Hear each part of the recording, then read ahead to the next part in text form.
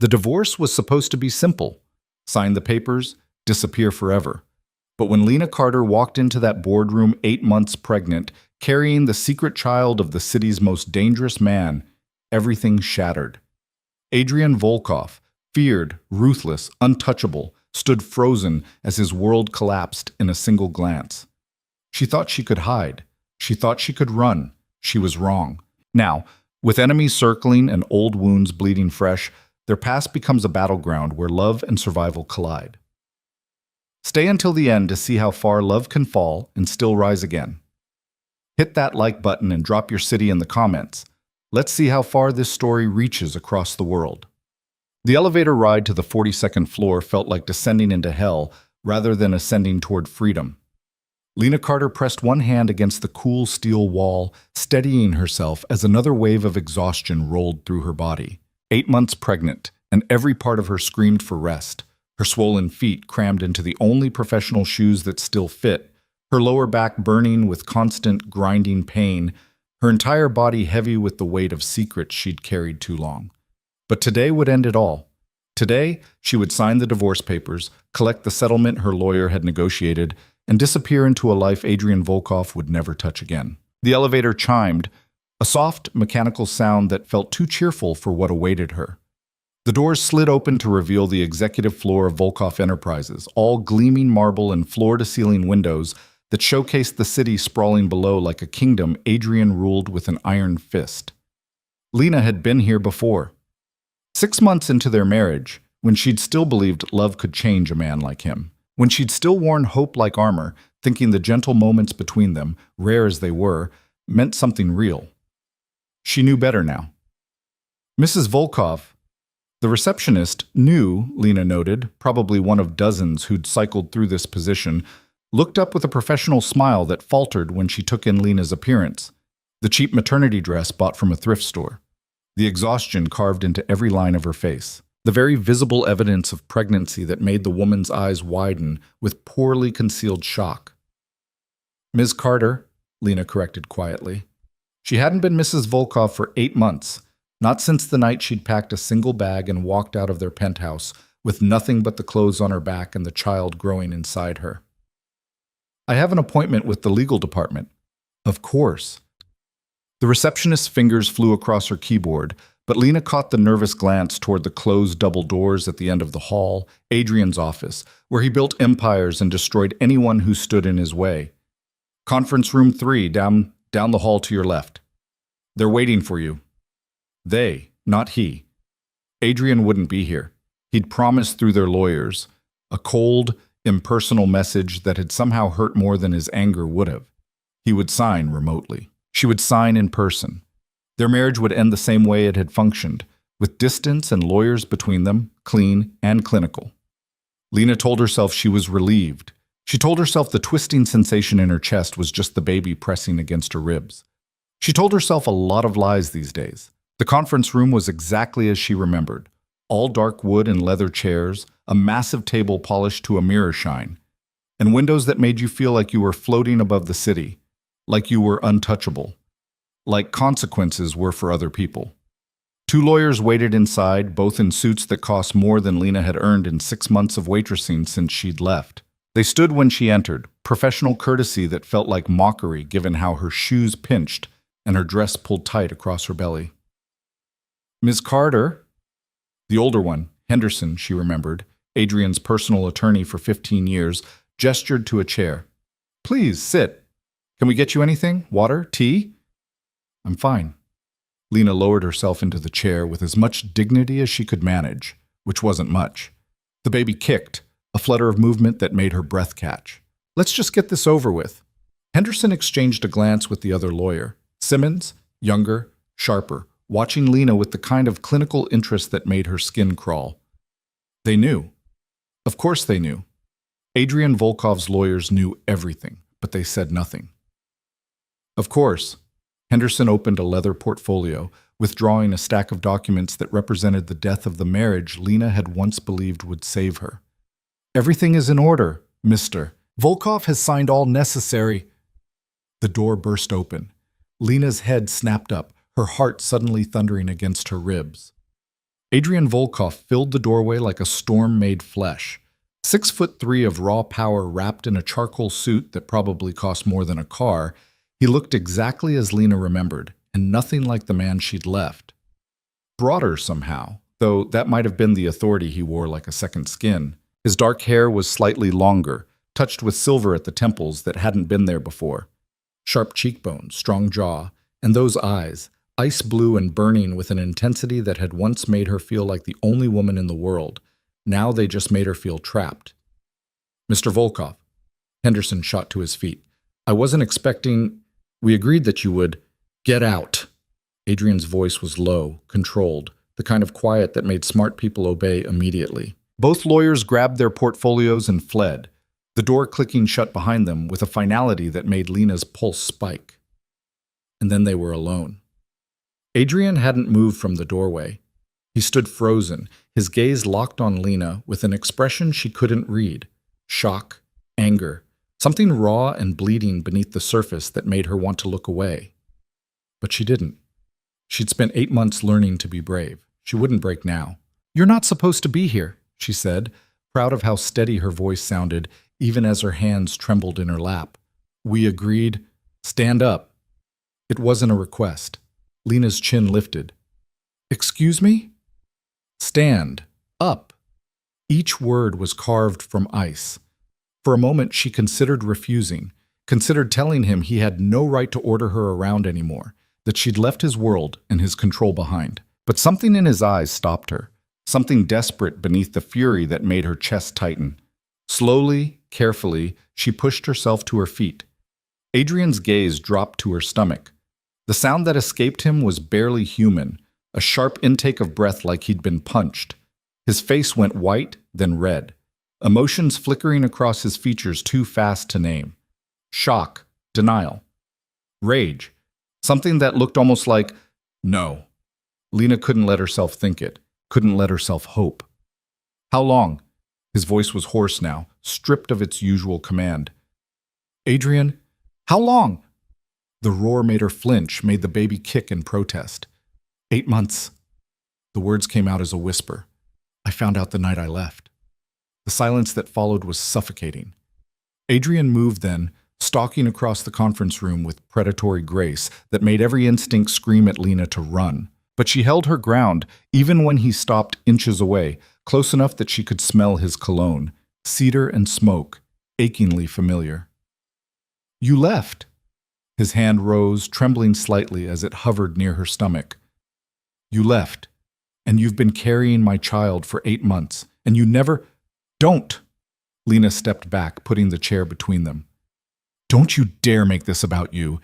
You don't get to be angry. You don't get to—" "You were going to disappear." The realization hit him like a physical blow. "The divorce papers, the settlement. You were going to take my child and vanish."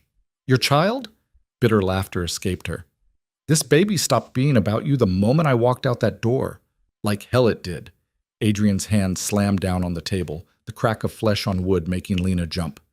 "You don't get to make that choice. You don't get to—" "I get to make every choice." The words burst out of her, months of fear and anger and desperate survival pouring into them. "You want to know why I left, Adrian? You want to know why I ran the moment I found out I was pregnant?" "Yes." The word was raw. "I want to know why the woman I loved—" "Because you would have trapped me." Lena's voice broke. "Because you would have used this baby to chain me to you forever. Because I saw what you did to Marcus Trent when he tried to leave your organization. How you destroyed his business, his reputation, his entire life, because he dared to walk away from you." Adrian's jaw clenched. "That was different. He betrayed—" "I betrayed you too, didn't I?" Tears burned in Lena's eyes, but she refused to let them fall. "I left. I broke my vows. I took your child and ran. So tell me, Adrian, what punishment did you have planned for me?" The question hung between them like a knife. "Never." The word came out strangled. "I would never— Lena, you're not—" He ran a hand through his hair, the gesture so achingly familiar it made her chest hurt. "You were different. You are different." "Was I?" She laughed, the sound hollow. "Or did you just hide it better because you wanted me to stay?" Adrian's expression shattered. For one brief moment, the mask slipped, and Lena saw straight through to the man beneath, the one who'd held her during thunderstorms because she hated the lightning, who'd learned to make her grandmother's soup recipe when she was sick, who'd once looked at her like she was the only real thing in his manufactured world. Then the mask slammed back into place. "Sit down." His voice was controlled again, dangerous in its calm. "We need to talk." "No." Lena grabbed her purse. Cheap pleather from the dollar store, so different from the designer bags he used to buy her. "I'm leaving. I'll have my lawyer contact yours about the papers." "Lena." "Goodbye, Adrian." She made it 3 steps toward the door before his hand caught her wrist, gentle, so careful not to hurt, and somehow that was worse than force would have been. "Please." The word sounded like it was killing him. "Please don't go." Lena closed her eyes against the wave of longing that swept through her. 8 months. 8 months of running, hiding, working double shifts at a diner where the manager screamed at her for moving too slow. 8 months of sleeping in a studio apartment where the heat barely worked, and the neighbors fought through paper-thin walls. 8 months of being so tired she could barely think, so scared she jumped at shadows, so desperately alone that sometimes she caught herself reaching for her phone to call the one person she could never call again. And here he was, right here, close enough to touch. "Let me go," she whispered. "I can't." His other hand came up to cup her face, thumb brushing across her cheekbone with devastating tenderness. "Lena, I can't. I've spent 8 months trying to find you. 8 months going insane, wondering if you were safe, if you were happy, if you—" His voice cracked. "If you ever thought about me." "Every day." The confession escaped before she could stop it. "I thought about you every single day, and I hated myself for it." Something in Adrian's expression broke open. "Then stay. Just for an hour.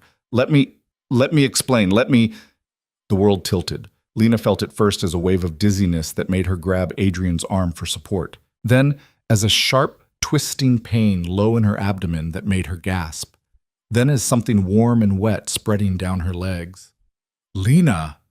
Adrian's voice seemed to come from very far away. "Lena, what's wrong?" She looked down. Blood. Too much blood soaking through her dress, pooling on the expensive conference room floor. "No," she whispered. "No, no, no." Her legs gave out. Adrian caught her before she hit the ground, his arms banding around her with desperate strength. "Henderson!" His roar could probably be heard 3 floors down. "Call an ambulance now!" "The baby!" Lena clutched at his shirt, panic clawing through her chest. "Adrian, the baby!" "Shh! I've got you." He was lowering her to the floor, his jacket already stripped off and pressed between her legs to slow the bleeding. "I've got you, sweetheart. You're going to be fine. Both of you are going to be fine." "You can't know that." Tears streamed down her face now, unstoppable. "You can't." "I know." His hand found hers, squeezing tight. "I know because I won't allow anything else. Do you hear me? I won't lose you, either of you." The conference room door crashed open. Henderson and Simmons, both white-faced with shock. "Ambulance is 3 minutes out. Not good enough." Adrian was already scooping Lena into his arms, moving with the kind of controlled speed that came from a man who'd trained for combat. "My car is faster. Simmons, you drive. Henderson, call doctor. Rashid at Presbyterian and tell her we're coming in hot. Tell her to have a team ready." Adrian. Lena's vision was starting to blur at the edges, gray creeping in from all sides. "I'm scared." "I know." He pressed his lips to her forehead, and his voice when he spoke again was the gentlest she'd ever heard it. "But I'm here now. I'm here, and I'm not letting you go. Never again." The elevator was a blur. The lobby was a streak of shocked faces and gasped exclamations. Then they were outside, the cold autumn air hitting Lena's face like a slap, and Adrian was settling her into the back of a black SUV with leather seats and tinted windows. "Stay with me." His hand cradled her face as Simmons peeled out of the parking garage, tires screaming. "Lena, stay with me."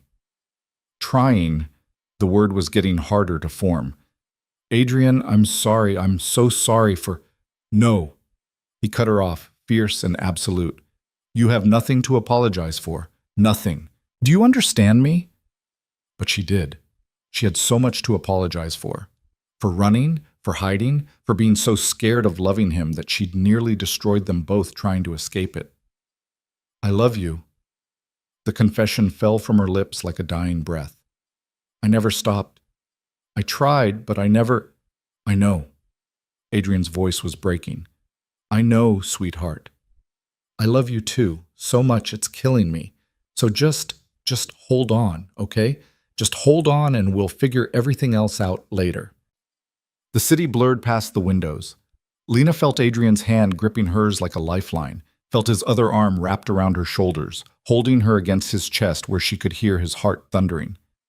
Felt the baby, their baby, moving weakly inside her. Please, she thought, though she wasn't sure who she was begging, please let them both be okay. Presbyterian Hospital rose up before them like a fortress. Simmons hadn't even stopped completely before Adrian was out of the car. Lena cradled against his chest, bellowing for help. Rashid! Where the hell is Dr. Rashid? A woman in scrubs appeared, mid-40s and competent-looking, her dark eyes sharp as they assessed the situation. Mr. Volkov, Trauma Bay 2 is ready. Get her on the gurney. I'm not letting her go.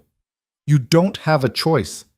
Dr. Rashid's voice was firm, but not unkind. You can come with us, but you need to put her down so my team can work. For a moment, Lena thought Adrian might refuse. His arms tightened around her, his expression promising violence to anyone who tried to take her from him. Then Lena's hand touched his cheek. It's okay, she whispered. Let them help.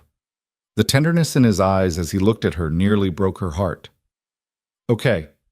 He lowered her onto the gurney with infinite care, then immediately grabbed her hand again. But I'm not leaving, not for a second. Dr. Rashid's gaze flicked between them, something knowing in her expression. Wouldn't dream of asking you to. Let's move, people. The hospital swallowed them. A chaos of fluorescent lights and urgent voices and hands pulling at Lena's clothes, replacing them with a hospital gown. Monitors beeped. IV lines went in. Someone pressed an ultrasound wand against her stomach, and Lena held her breath, terrified of what they wouldn't find. Fetal heartbeat present. The technician's voice was carefully neutral. 140 beats per minute. Within normal range but showing signs of distress. Placental abruption, Dr. Rashid announced, her hands already moving with practiced efficiency. Partial separation. We need to get her to OR now. Prep for emergency C-section. No. The word burst from Lena. It's too early. She's not ready. She's 32 weeks and she's in distress. Dr. Rashid's eyes were kind but unyielding. If we don't deliver now, we could lose both of you. The world seemed to stop. Lena's gaze found Adrian's. He looked shattered, terrified, but when he spoke, his voice was steady. What do you need from us? I need her to agree to the surgery, and I need you to trust me to bring both of them through this safely. Adrian, Lena's fingers tightened on his. What if... No. He leaned in close, his forehead pressing against hers. No what ifs. You're going to be fine. Our daughter is going to be fine, and when you wake up, I'm going to be right there waiting for you. Promise? I swear it. His lips brushed hers, gentle as a prayer. On everything I am, everything I have. I'm not going anywhere. Dr. Rashid was already moving, the gurney starting to roll. Adrian walked beside it, never releasing Lena's hand, even when they reached the double doors marked surgery, authorized personnel only. Mr. Volkov, a nurse began. Don't. One word, lethal as a bullet. I go where she goes. The nurse looked at Dr. Rashid, who sighed. Get him scrubbed in. And someone find him surgical scrubs that don't make him look like he's about to commit murder. Thank you, Adrian said quietly. Don't thank me yet. Dr. Rashid's expression was grim. Just pray I'm as good as you're paying me to be. They prepped Lena for surgery with terrifying efficiency. Epidural placed, vitals monitored, surgical drapes positioned. Through it all, Adrian stayed at her head, one hand gripping hers, the other stroking her hair with a gentleness that seemed impossible from a man who'd built an empire on intimidation. I'm scared, Lena whispered as the anesthesia began to take hold, making everything fuzzy at the edges. I know. Adrian's voice was the last thing she heard clearly. But I'm right here. And I'm not leaving. Not ever again. The world went soft and distant. Lena felt pressure, but no pain as doctor. Rashid worked, felt Adrian's hand squeezing hers in a rhythm that might have been his heartbeat, or might have been a prayer. Felt time stretching and compressing in impossible ways until a cry, thin and reedy but unmistakably alive. "It's a girl," Dr. Rashid announced, and the triumph in her voice said everything. 5 pounds, 2 ounces, APGAR score of 7. She's small, but she's a fighter. Adrian made a sound Lena had never heard from him before, something between a sob and a laugh, raw with relief and wonder. "Can I see her?" Lena's words were slurred but desperate. "Please, can I—" Briefly, a nurse appeared at her side, holding a tiny bundle wrapped in blankets. "Then she needs to go to the NICU for observation." Lena's first glimpse of her daughter stole her breath. So small, so impossibly, devastatingly perfect. Dark hair plastered to her tiny head, her face scrunched up in outrage at being dragged into the world too early. But her eyes, when they opened for just a moment, were the exact shade of blue as her father's. "Hi, baby girl," Lena whispered, tears streaming down her face. "I'm your mama, and I already love you more than anything in this world." Adrian's hand came into view, one finger extended to stroke their daughter's cheek with heartbreaking gentleness. "And I'm your dad," he said, his voice thick with emotion. "And I'm going to spend the rest of my life making sure you and your mother are safe and happy and loved." The baby's tiny hand wrapped around his finger. Something in Adrian's expression transformed, cracked open, and rebuilt in the space of a heartbeat. Lena saw it happen, saw the exact moment fatherhood rewrote everything he was. "She's perfect," he breathed. "She is." Lena couldn't look away from her daughter's face. "Adrian, I am sorry." The words burst from him. "For everything. For not being the man you needed. For making you so scared you had to run. For— We'll talk later." Lena's eyes were drifting closed, exhaustion and medication pulling her under. "Right now, just stay. Both of you. Please stay. Always." Adrian pressed a kiss to her forehead. "I promise you, Lena. I'm done being the man you had to run from. From now on, I'm going to be the man you can't imagine living without." The last thing Lena saw before darkness claimed her was Adrian watching their daughter being carried away to the NICU, his expression a mixture of love and fierce determination that promised the world was about to change. For better or for worse, they were in this together now. And nothing, not their past, not his empire, not the dangers circling closer than either of them knew, would tear them apart again. Lena woke to the rhythmic beeping of monitors and the antiseptic smell of hospital air. For a moment, she couldn't remember where she was or why her body felt like it had been hollowed out and stitched back together. Then it all came rushing back. The blood, the panic, Adrian's face white with terror, and the thin, beautiful cry of their daughter being born too soon. "Easy." Adrian's voice, rough with exhaustion, came from somewhere to her left. "Don't try to move yet." Lena's head turned, and there he was, sprawled in an uncomfortable-looking chair pulled close to her bedside, still wearing surgical scrubs that were too small across his shoulders. His hair stood up in wild angles like he'd been running his hands through it for hours. Dark circles shadowed his eyes, and stubble covered his jaw, making him look almost human instead of the polished, untouchable figure who ruled boardrooms and backrooms with equal authority. He looked wrecked. He looked beautiful. "The baby." Lena's voice came out as a croak. "Is she—" "She's perfect." Adrian was on his feet instantly, one hand finding hers, the other stroking hair back from her face with a devastating gentleness. 5 pounds, 2 ounces of absolute perfection. The NICU team says she's breathing on her own. All her vitals are stable, and she's already proving to be as stubborn as her mother. Relief hit Lena so hard she felt tears spring to her eyes. "I want to see her." "Soon." Adrian's thumb brushed across her knuckles. "Dr. Rashid wants you to rest a few more hours first. You lost a lot of blood, Lena. You scared the hell out of me." The rawness in his voice made her chest ache. "I'm sorry." "Don't." The word came out sharp, then he softened it with a sigh. "Don't apologize. Not for this. Not for anything that happened today." Lena studied his face, trying to read the emotions flickering across it too fast to name. How long was I out? 6 hours. Adrian settled back into the chair but kept hold of her hand like he was afraid she'd disappear if he let go. Dr. Rashid said the surgery went perfectly. No complications. The placental abruption was significant, but they got our daughter out before his voice cracked. Before it became critical. Our daughter. The words hung between them, heavy with implications neither of them was ready to unpack. Have you been here the whole time? Lena asked quietly. Where else would I be? I don't know. Running your empire, destroying your enemies. All the things Adrian Volkov does when he's not sitting in uncomfortable hospital chairs. A ghost of a smile crossed his face.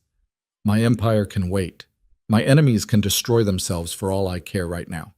The only thing that matters is in this room and down the hall in the NICU. Lena wanted to believe him. Part of her, the foolish, hopeful part that had loved him despite everything, desperately wanted to believe that the birth of their daughter had changed something fundamental. But she'd learned the hard way that Adrian's promises were built on shifting sand. We need to talk, she said. I know. Adrian's grip on her hand tightened. But not right now. Right now you need to rest and heal. Everything else can wait. Can it? Lena pulled her hand free, ignoring the flash of hurt in his eyes.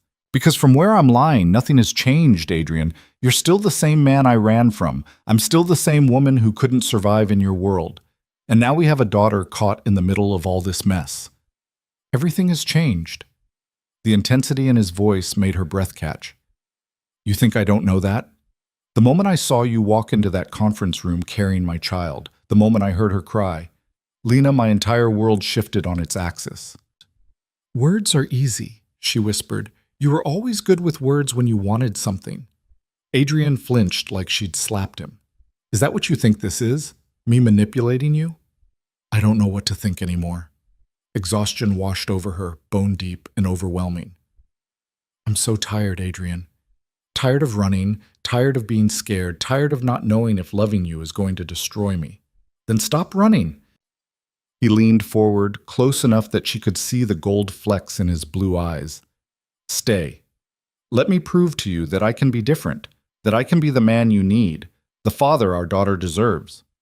And if you can't, then you walk away with my blessing and enough money to give our daughter the best life possible. The words seemed to cost him. I'll sign away custody rights if that's what it takes for you to feel safe. I'll disappear from both your lives if that's what you want. Lena searched his face for deception and found only raw, bleeding honesty. You'd do that? If it meant you were happy and safe? Yes. Adrian's hand came up to cup her cheek and she was too tired to pull away. I'd do anything for you. I thought you knew that by now. I knew you'd do anything to keep me, Lena corrected softly. That's not the same thing. The distinction landed like a blow. Adrian's hand dropped, and for a moment his mask slipped completely, revealing the devastation beneath. You really think I'm that much of a monster? I think you're a complicated man who loves in complicated ways. Lena's eyes drifted closed. And I think I'm too tired to figure out if those ways are enough. Silence settled between them, heavy and uncomfortable. Then Adrian spoke, his voice barely above a whisper.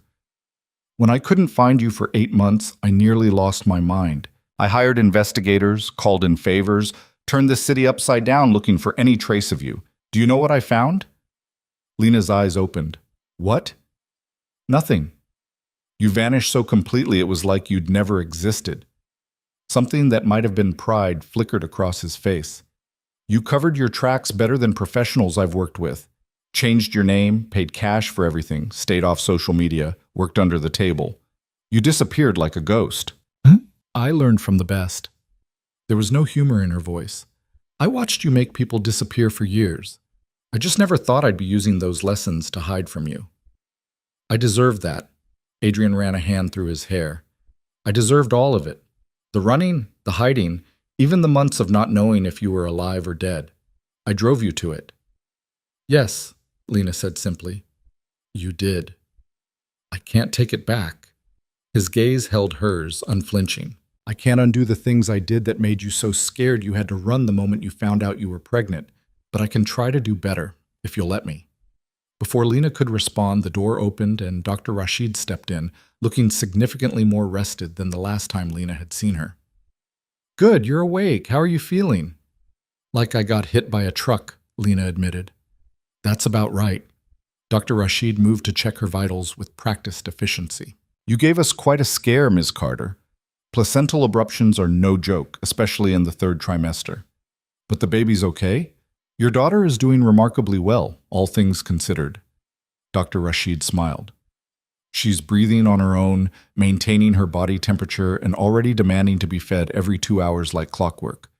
She's small, but she's fierce." "She gets that from her mother," Adrian said quietly. Dr. Rashid's eyes flicked between them, professional and assessing. "I understand the situation here is complicated, but that baby needs both her parents right now. She's going to be in the NICU for at least a few weeks, maybe longer depending on how she develops, which means you two need to figure out how to be in the same room without the kind of stress that nearly killed Ms. Carter today." "That wasn't," Lena started. "The abruption was likely caused by a combination of physical and emotional stress," Dr. Rashid interrupted firmly. "Your blood pressure when you came in was dangerously high. You've been working yourself to exhaustion, eating poorly, and living in a constant state of fight or flight. At a highly charged emotional confrontation, and your body simply gave out." Shame washed over Lena. "I didn't mean to—" "Nobody means to have a medical crisis," Dr. Rashid's voice gentled. "But moving forward, you need to take better care of yourself, which means rest, proper nutrition, and as little stress as possible. She'll have it." Adrian's tone left no room for argument. "Whatever she needs." "Good," Dr. Rashid turned to him. "And you need to understand that your daughter's mother is recovering from major surgery. She needs support, not pressure. Can you do that?" "Yes." Adrian's gaze never left Lena. "Whatever she needs," he repeated. Dr. Rashid nodded, satisfied. "All right, I'll have the nurses bring you some food, Ms. Carter. Once you've eaten and rested a bit more, we can take you down to see your daughter." She left, and the silence that followed felt different somehow, less combative, more uncertain. "You've been working yourself to exhaustion?" Adrian's voice was carefully neutral, but Lena could hear the anger simmering beneath it. "Where? Doing what?" "It doesn't matter. Like hell it doesn't." The neutral tone cracked. "Lena, you were 8 months pregnant and apparently working so hard you made yourself sick. That matters." "I was waitressing," she said flatly, "at a diner in Queens, double shifts most days because the tips were better during peak hours." Adrian's face went white, then red. "You were on your feet for 12-hour shifts while pregnant?" "I needed the money." "You had money?" The words exploded out of him. "I made sure of it. I set up accounts in your name, transferred funds. I didn't touch any of it." Lena's chin lifted. "I didn't want your money, Adrian. I wanted to do this on my own." "On your own?" He laughed, but there was no humor in it. "Right. Because nearly killing yourself and our daughter is so much better than accepting help from me. It was better than being trapped." "I never trapped you." "Didn't you?" Lena sat up straighter despite the pull of surgical stitches. "The penthouse you insisted I move into after our third date. The job at your company that I didn't apply for but somehow got anyway. The credit cards in my name that you paid off every month. The security team that followed me everywhere I went. You didn't trap me, Adrian. You built a gilded cage and made it so comfortable I didn't realize I was locked inside until it was too late." Adrian looked like she'd gutted him. "I was protecting you." "From what?" "I was a waitress from Queens. I didn't have enemies. I didn't need protection." "You had me." His voice dropped to something raw and honest. "And anyone connected to me is a target. I was trying to keep you safe. By controlling every aspect of my life? By loving you the only way I knew how." The confession hung between them, sharp and bleeding. Lena's breath caught. "That's not love, Adrian. That's obsession." "Maybe." He stood abruptly, pacing to the window like he couldn't bear to sit still anymore. "Maybe you're right. Maybe I don't know the difference between the two. But I'm trying to learn. For you. For our daughter." "Trying isn't enough." Lena's voice broke. "I need guarantees. I need to know that if I let you back into my life, into our daughter's life, you won't suffocate us both." Adrian turned from the window, and the expression on his face made Lena's heart stutter.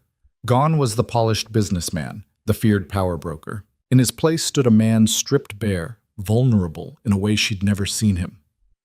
"I don't have guarantees to give you," he said quietly. "I don't know how to be anything other than what I am. But I swear to you, Lena, I will spend every day for the rest of my life trying to be worthy of you and that little girl down the hall, even if it means tearing down everything I built to do it." "You can't tear down your empire, Adrian. It's who you are." "No." He crossed back to her, dropping to one knee beside the bed so they were eye level. "Our daughter is who I am now. You are who I am. Everything else is just noise." Lena wanted to believe him, desperately wanted to believe that the man kneeling before her could really change, could really become someone she could trust with her heart and her child's future. But belief and reality were two different things. "I need time," she whispered. "Then take it." Adrian's hand found hers again. "Take all the time you need. I'll be here. Not pushing, not demanding, just here." A knock at the door interrupted whatever Lena might have said next. A nurse poked her head in, smiling. "Miss Carter, the NICU team says if you're feeling up to it, you can come visit your daughter now." Every thought fled Lena's mind except one. My baby. Yes. She was already pushing herself upright, ignoring the sharp pull of incision sites. "Yes, please." "Whoa, easy." Adrian was there instantly, supporting her weight as the nurse hurried over with a wheelchair. "Let's not undo all of Dr. Rashid's excellent work." Getting into the wheelchair was an exercise in humiliation and pain, but Lena gritted her teeth through it. Nothing, not pride, not pain, not the complicated tangle of feelings for the man hovering protectively at her side, was going to keep her from her daughter 1 second longer. The journey to the NICU felt both endless and too short. Adrian walked beside her wheelchair, one hand resting on her shoulder, like he couldn't bear not to touch her. The nurse navigated them through a maze of corridors, past rooms where other families were living their own dramas, until they reached a set of double doors marked with cheerful cartoon animals and strict visiting protocols. "You'll need to scrub in," the nurse explained, showing them to a bank of sinks. 3 minutes, soap up to your elbows. "Mr. Volkov, that includes you." They washed in silence, the only sound the rush of water and the distant beeping of monitors. Lena watched Adrian out of the corner of her eye, the careful, methodical way he scrubbed his hands and forearms, the tension in his shoulders, the almost imperceptible tremor in his fingers. He was terrified, she realized. This man who commanded empires and crushed enemies without blinking was scared to death of meeting his premature daughter. "She's not going to break," Lena said softly. Adrian's hand stilled under the water. "How do you know?" "Because she's ours." Lena met his eyes in the mirror above the sinks. "And if there's one thing we both are, it's survivors." Something in his expression shifted, softened, and sharpened at the same time.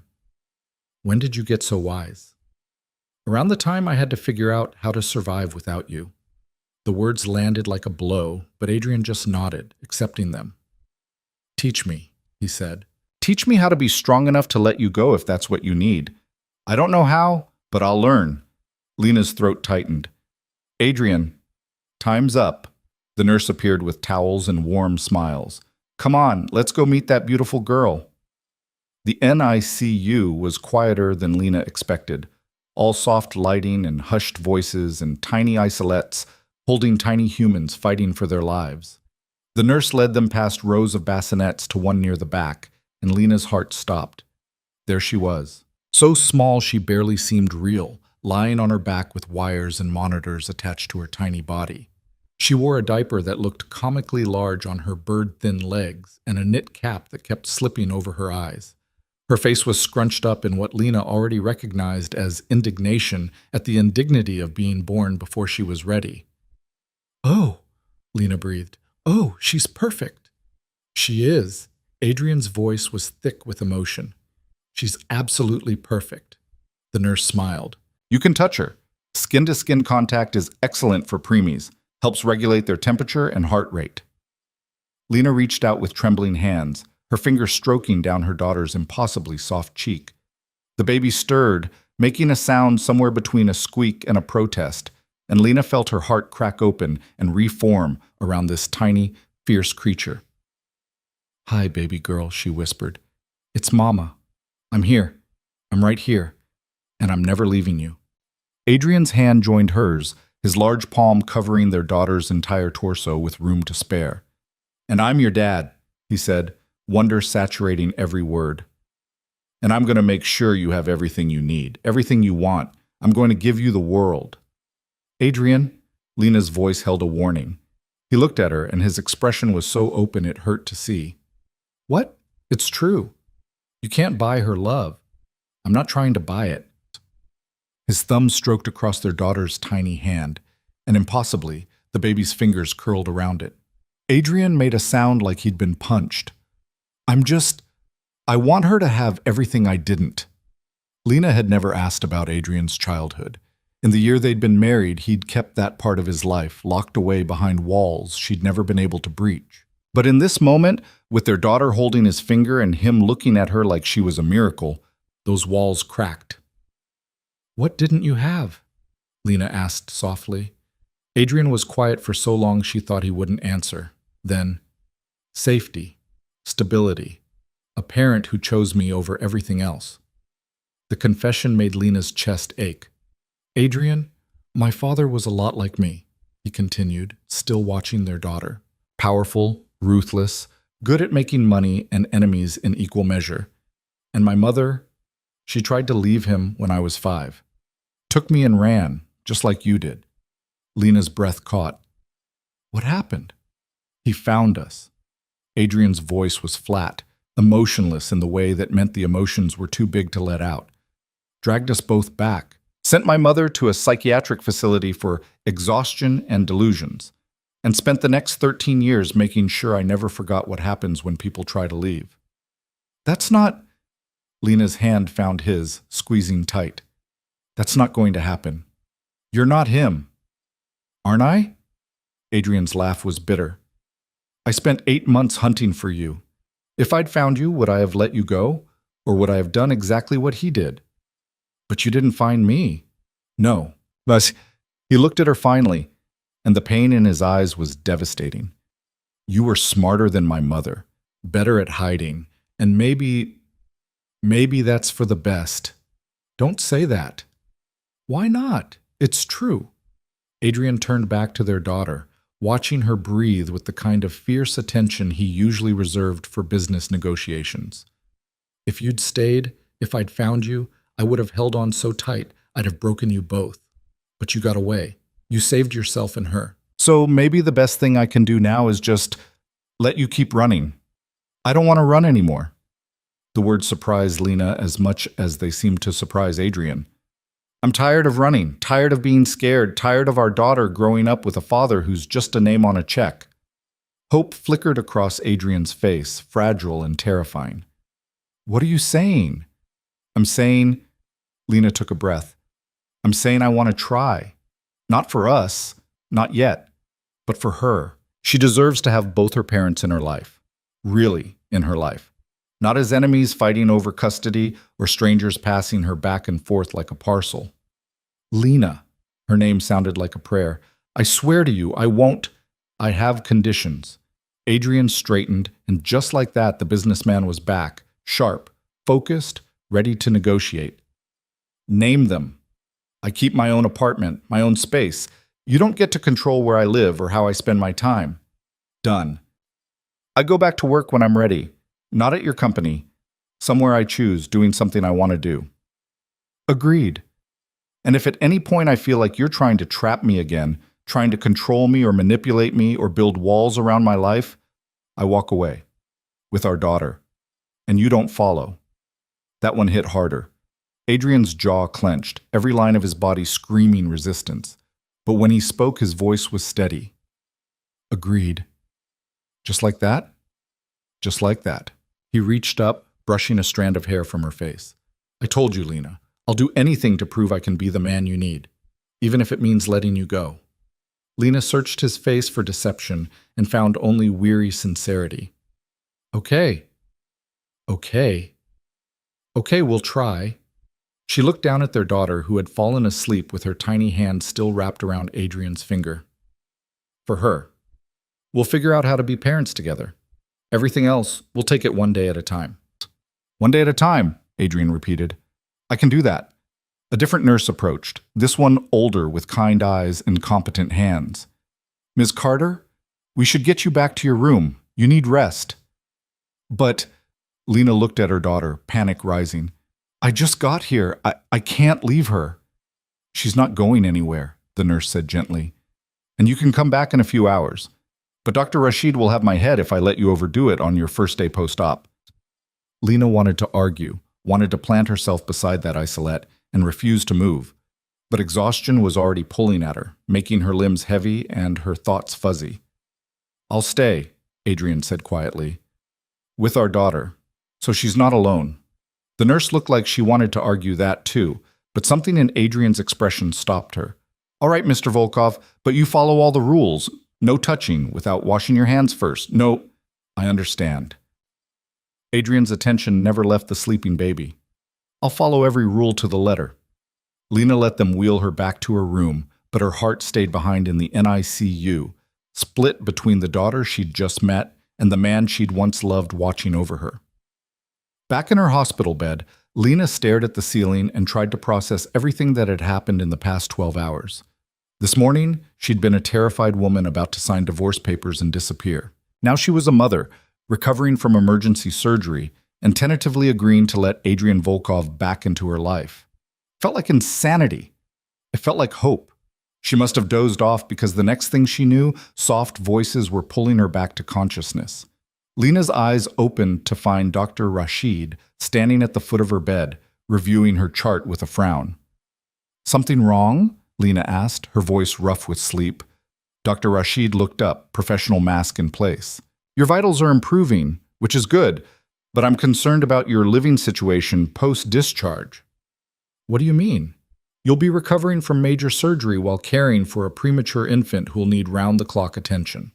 The apartment address in your file... Dr. Rashid hesitated. I took the liberty of looking into it. 4th floor walk-up in Queens, no elevator, questionable heating. That's not going to work. Shame burned in Lena's chest. It's what I can afford. I understand, which is why I'm recommending you accept Mr. Volkov's offer to stay at his residence during your recovery. He made an offer? About an hour ago. Dr. Rashid's expression was carefully neutral. Full-time nursing staff, physical therapy, nutritionist, anything you need. He's already had contractors start work on a nursery. Of course he had. Because Adrian Volkov didn't know how to help without taking over completely. I can't, Lena said. Can't or won't? Both. Lena pushed herself upright. I appreciate the concern, Dr. Rashid, but I'm not moving into Adrian's penthouse. That's exactly the kind of control I'm trying to avoid. Even if it's better for your daughter? The question hit like a physical blow. That's not fair, Lena whispered. No, it's not. Dr. Rashid's voice softened. But it's reality. Your daughter is going to need extensive care when she's released from the NICU. Feeding every 2 hours, monitoring for complications, possible physical therapy. Can you do all that alone in a 4th floor walk-up while recovering from surgery? Lena wanted to say yes, wanted to insist she could handle anything, that she didn't need Adrian or his resources or his help. But she'd learned something in the past 8 months of struggling alone. Pride didn't keep you warm, and it didn't feed babies. What if there's a middle ground? Lena asked slowly. I'm listening. What if I stay somewhere close to the hospital? Not Adrian's penthouse, but maybe a hotel or already arranged. Adrian's voice came from the doorway, and both women turned to find him standing there with 2 cups of coffee and an expression that managed to be both triumphant and cautious. Suite at the Carlisle, 3 blocks from the hospital. 2 bedrooms, full kitchen, 24-hour room service. I've taken the liberty of putting it in your name. Lena stared at him. When did you arrange all this? While you were sleeping. He crossed to Dr. Rashid, handing her one of the coffee cups. I figured you'd argue about the penthouse, and I figured you'd be right. So I found an alternative. In your name means you're paying for it, Lena pointed out. I'm paying for my daughter's mother to have a safe place to recover. Adrian's tone brooked no argument. That's not control. That's basic human decency. He's right, Dr. Rashid said. And frankly, Ms. Carter, your health and your daughter's health are my primary concerns. If you want to argue about who pays the bills, do it after you're both stable. Lena looked between them, feeling cornered. I need to think about it. Think fast, Dr. Rashid advised. You'll be discharged in 48 hours. Your daughter will be here for at least 2 more weeks after that, during which time you'll need to be close for feeding and bonding. A hotel suite 3 blocks away makes a lot more sense than Queens. She left, taking her coffee and leaving Lena alone with Adrian. You can't just steamroll me into decisions, Lena said quietly. I'm not trying to. Adrian set his coffee down and moved to sit in the chair beside her bed. I'm trying to solve problems. It's what I do. By throwing money at them? If money solves the problem, then yes. He met her gaze steadily. You need a safe place to recover. Our daughter needs you close while she's in the NICU. I have the resources to make both those things happen. This isn't control, Lena. It's just logistics. Logistics. She laughed, the sound hollow. You're very good at making everything sound reasonable. Because it is reasonable. Adrian leaned forward. But if you truly don't want the hotel suite, I'll cancel it. You can go back to Queens, climb 4 flights of stairs multiple times a day, post-surgery, and commute 2 hours each way to see our daughter. I won't stop you. But you'll judge me for it. No. The word was quiet but firm. I'll worry about you. There's a difference. Lena closed her eyes, trying to sort through the tangle of emotions in her chest. Part of her wanted to refuse on principle, to prove she didn't need his help. But a larger part, the part that was already a mother, already fierce and protective, knew he was right. Fine, she said finally. The hotel's sweet, but it's temporary. Of course. And I pay you back, eventually. If it makes you feel better. It does. Lena opened her eyes. And Adrian? No more surprises, no more arranging things without asking me first. Even if you think they're helpful. Something flickered across his face. Frustration, maybe, or resignation. But when he spoke, his voice was steady. Agreed. From now on, we make decisions together. Together, Lena repeated, testing the word. It felt foreign, dangerous, like stepping onto ice and hoping it would hold.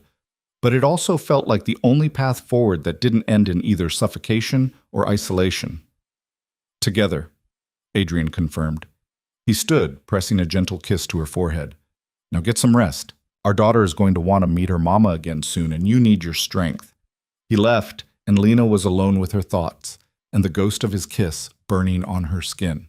Tomorrow, she'd meet with lawyers and figure out the logistics of co-parenting with a man who lived in a different world.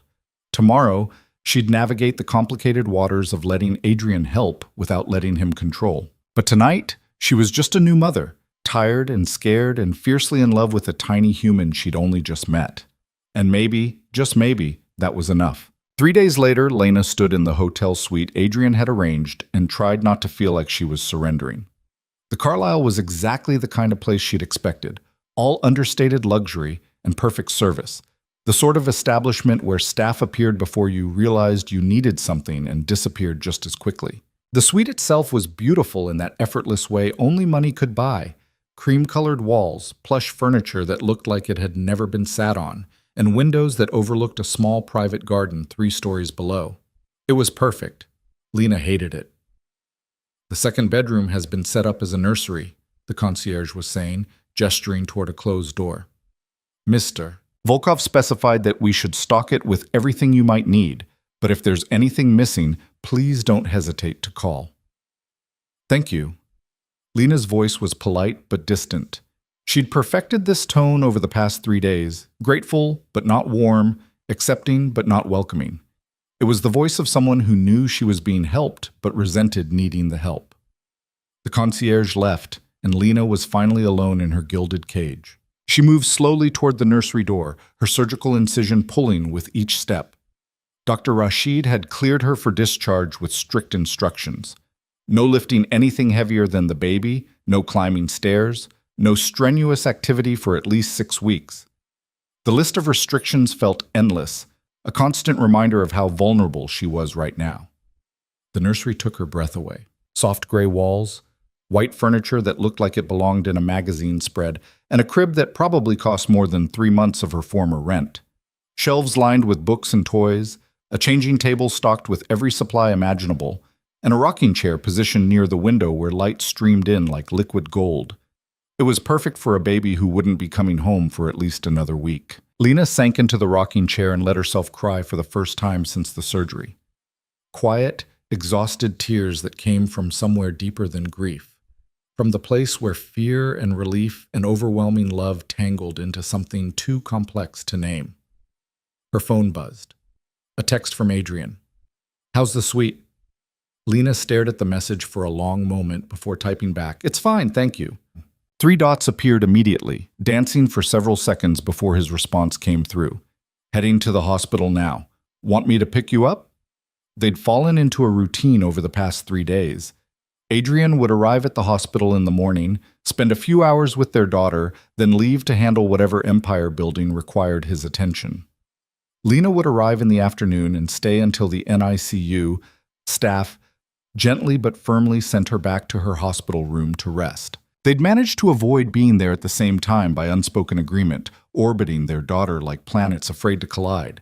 But now Lena was mobile enough to set her own schedule, and avoiding Adrian would become exponentially harder. "I can get there myself," she typed. The response was immediate. "You're 3 days post-surgery. Let me drive you. I'm capable of taking a taxi."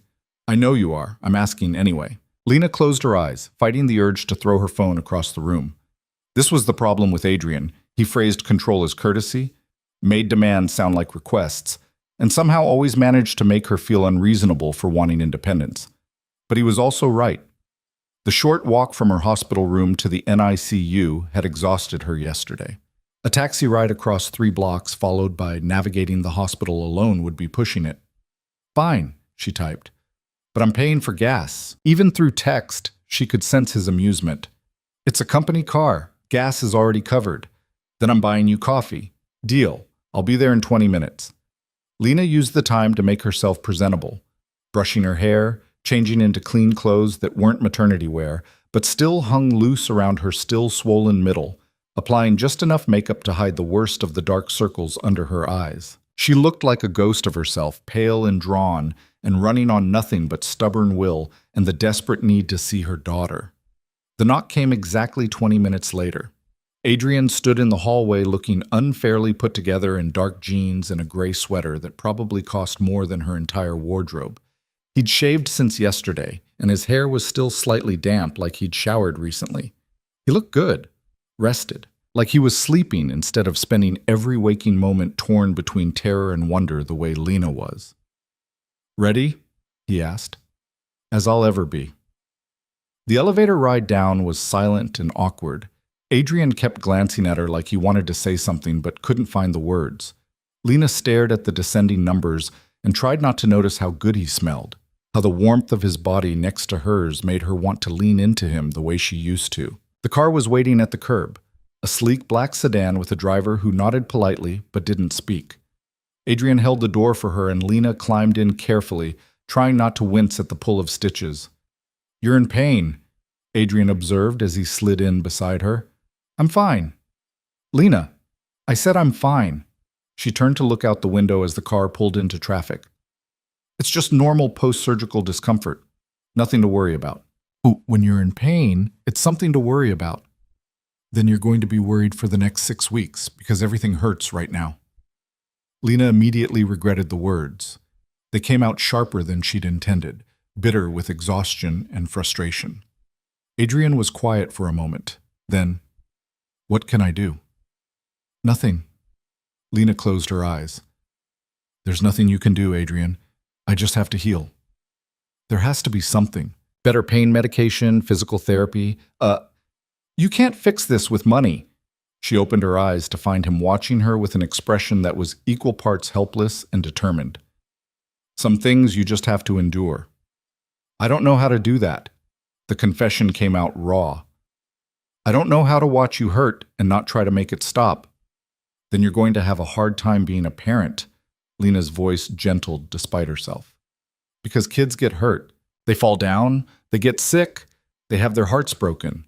and sometimes all you can do is be there while they heal. Adrian looked away, jaw clenched. I'm not good at being helpless. Neither am I. Lena reached out before she could stop herself, her hand finding his. But we're going to have to learn together. His fingers closed around hers, warm and solid and achingly familiar. For the rest of the short drive, they sat in silence, hands clasped between them, like a bridge neither was quite ready to cross. The NICU staff greeted them with warm smiles and gentle efficiency. Over the past 3 days, Lena had learned all their names. Nurse Patricia, with her no-nonsense attitude and surprisingly gentle hands. Nurse James, who sang softly to the babies when he thought no one was listening. Dr. Chen, who checked on their daughter every 4 hours like clockwork. She had a good night, Patricia reported as she led them to their daughter's isolette. Took all her feedings, maintained her temperature, and her oxygen saturation levels are improving. At this rate, we might be able to move her to an open crib in a few days. Lena's heart leaped. Really? Really, Patricia smiled. She's a fighter, this one, determined to prove she doesn't need all this fancy equipment. Their daughter was awake when they reached her, tiny fists waving in what looked like indignation at being confined. She'd grown in just 3 days. Or maybe Lena was just getting better at seeing her as a whole person instead of a terrifying collection of fragile parts. Hi, sweet girl. Lena reached in to stroke her daughter's cheek, marveling at the softness of her skin. Mama's here. The baby turned toward her voice, and Lena's breath caught.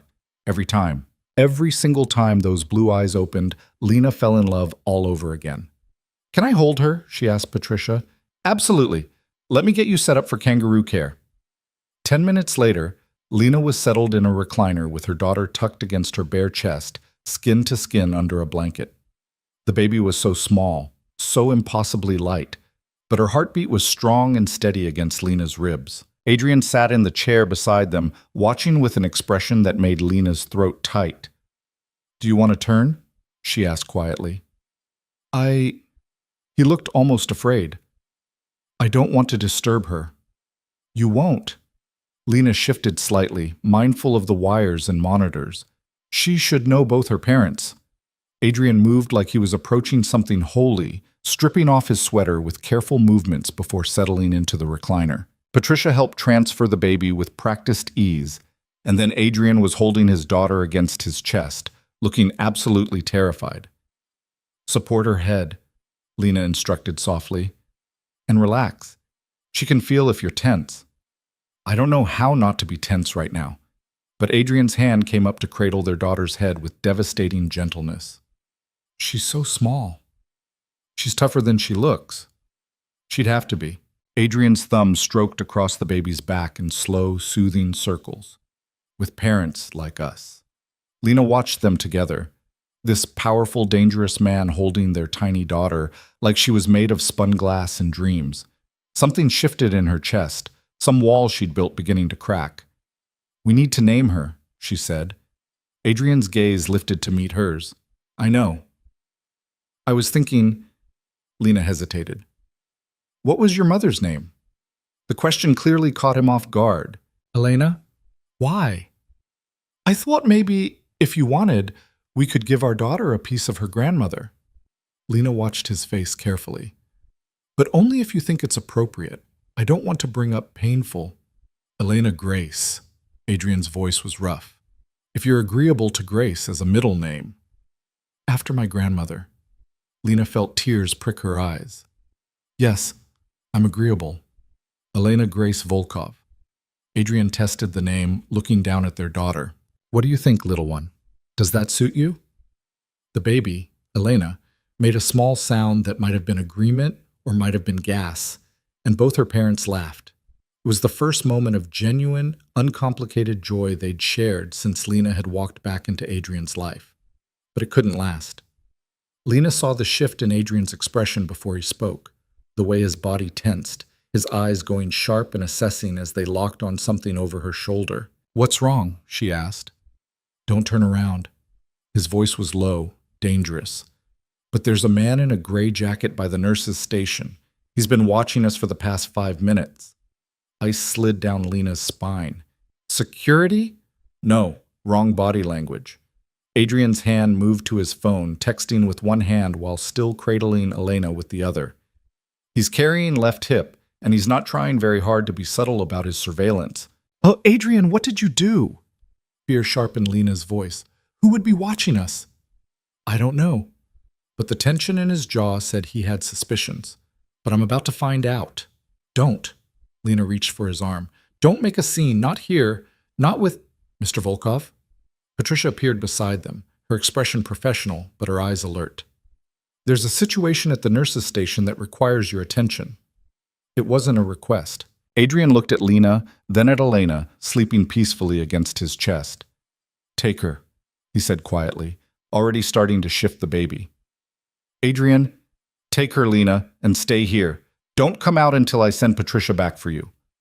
The transfer was quick and careful, and then Adrian was on his feet, his entire demeanor shifting from gentle father to something cold and lethal. He followed Patricia toward the nurse's station, and Lena watched with her heart in her throat as he approached the man in the gray jacket. The conversation was too quiet to hear, but Lena could read body language well enough. The stranger's hand moved toward his hip.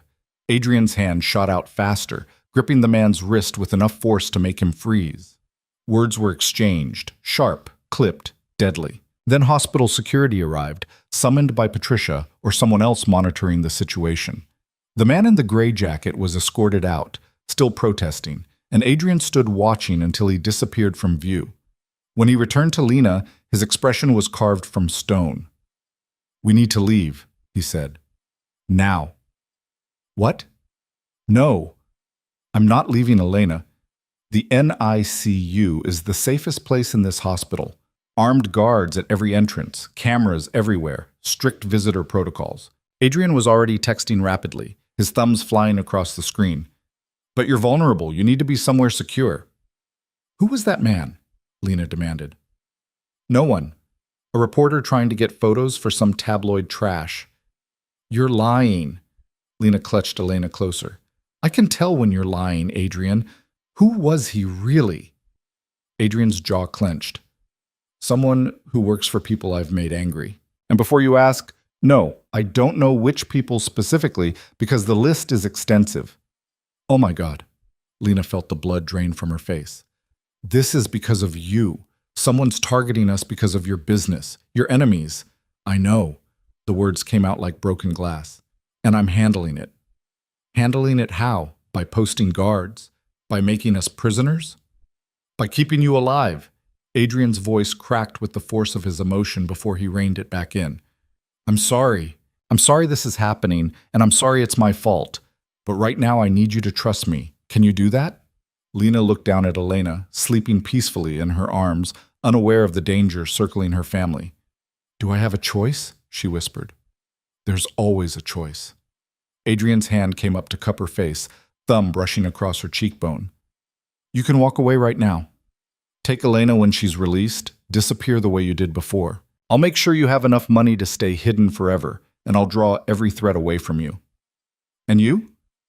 I'll handle my enemies the way I always have. His smile was cold and sharp. Permanently. That's not a solution, Adrian. That's just more violence.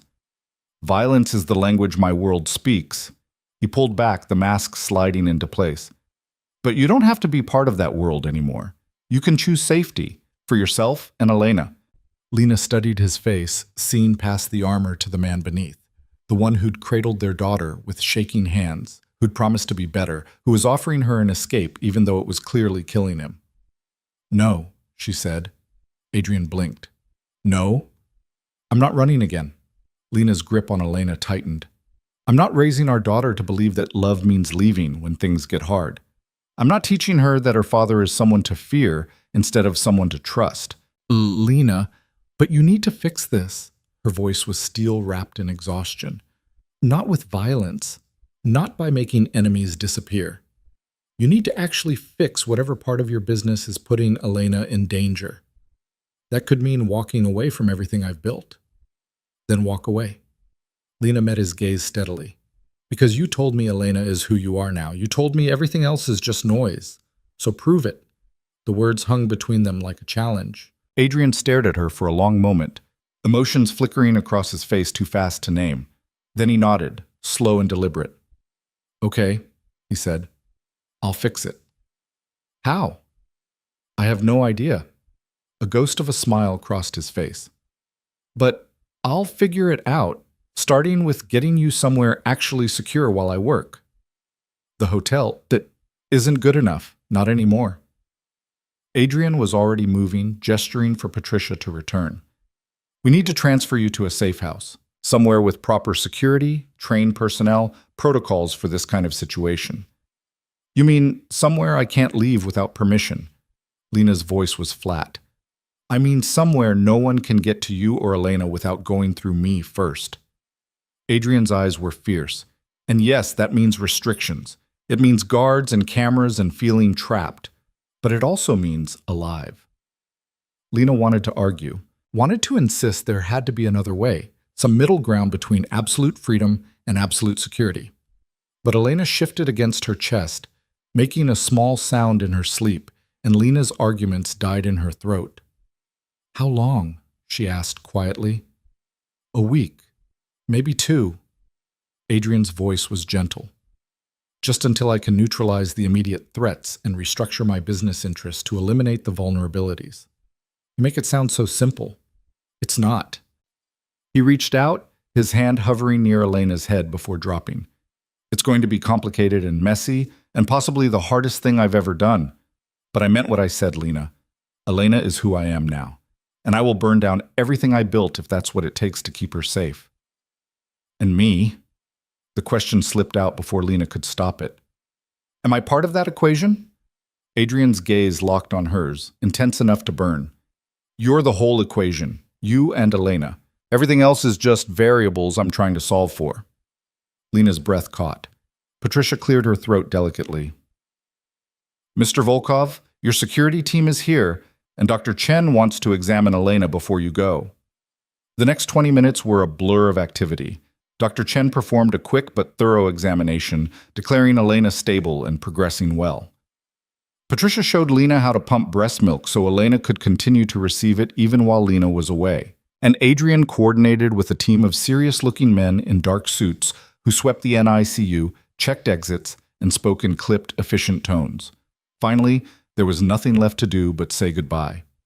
Lena kissed Elena's forehead, breathing in that sweet baby smell that was already as familiar as her own heartbeat.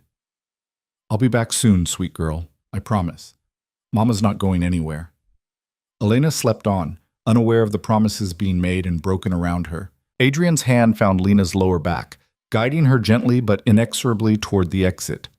The security team formed a loose perimeter around them, and Lena felt absurdly like a criminal being escorted from a crime scene. The safe house turned out to be a brownstone in Brooklyn, tucked away on a quiet street that looked almost aggressively normal.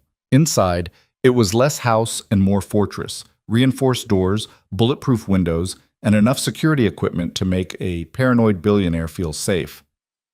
"This is temporary," Adrian said as he showed her through the space. "Just until I can—" "I know." Lena cut him off, too tired to hear the explanations again. "Temporary. Until the threats are neutralized, until you fix your business, until we can pretend to be a normal family again." "We're never going to be normal." Adrian's voice was quiet. "You know that, right?" "I know." Lena sank onto a couch that was surprisingly comfortable despite being in a safe house. "I think I've always known. I just kept hoping that I could change." Adrian sat beside her, careful to leave space between them. "I am changing, or trying to. But some parts of who I am, the enemies I've made, the things I've done, those can't be erased, only managed. Is that enough?" Lena looked at him, this man she'd loved and left and somehow ended up bound to forever. "Is managing the damage enough to build a life on?" "I don't know." The honesty in his voice was devastating. "But it's all I have to offer right now.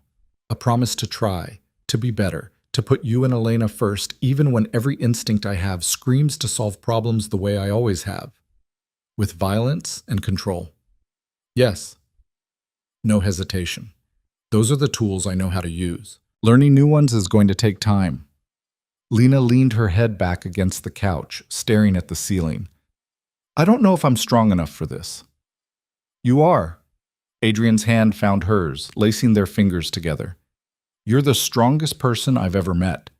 You survived me, survived leaving me, survived 8 months alone and pregnant and terrified. You can survive this too." "What if I don't want to just survive anymore?" The question came out as a whisper. "What if I want to actually live? To be happy?" "Then we'll figure out how to make that happen." Adrian squeezed her hand. Together.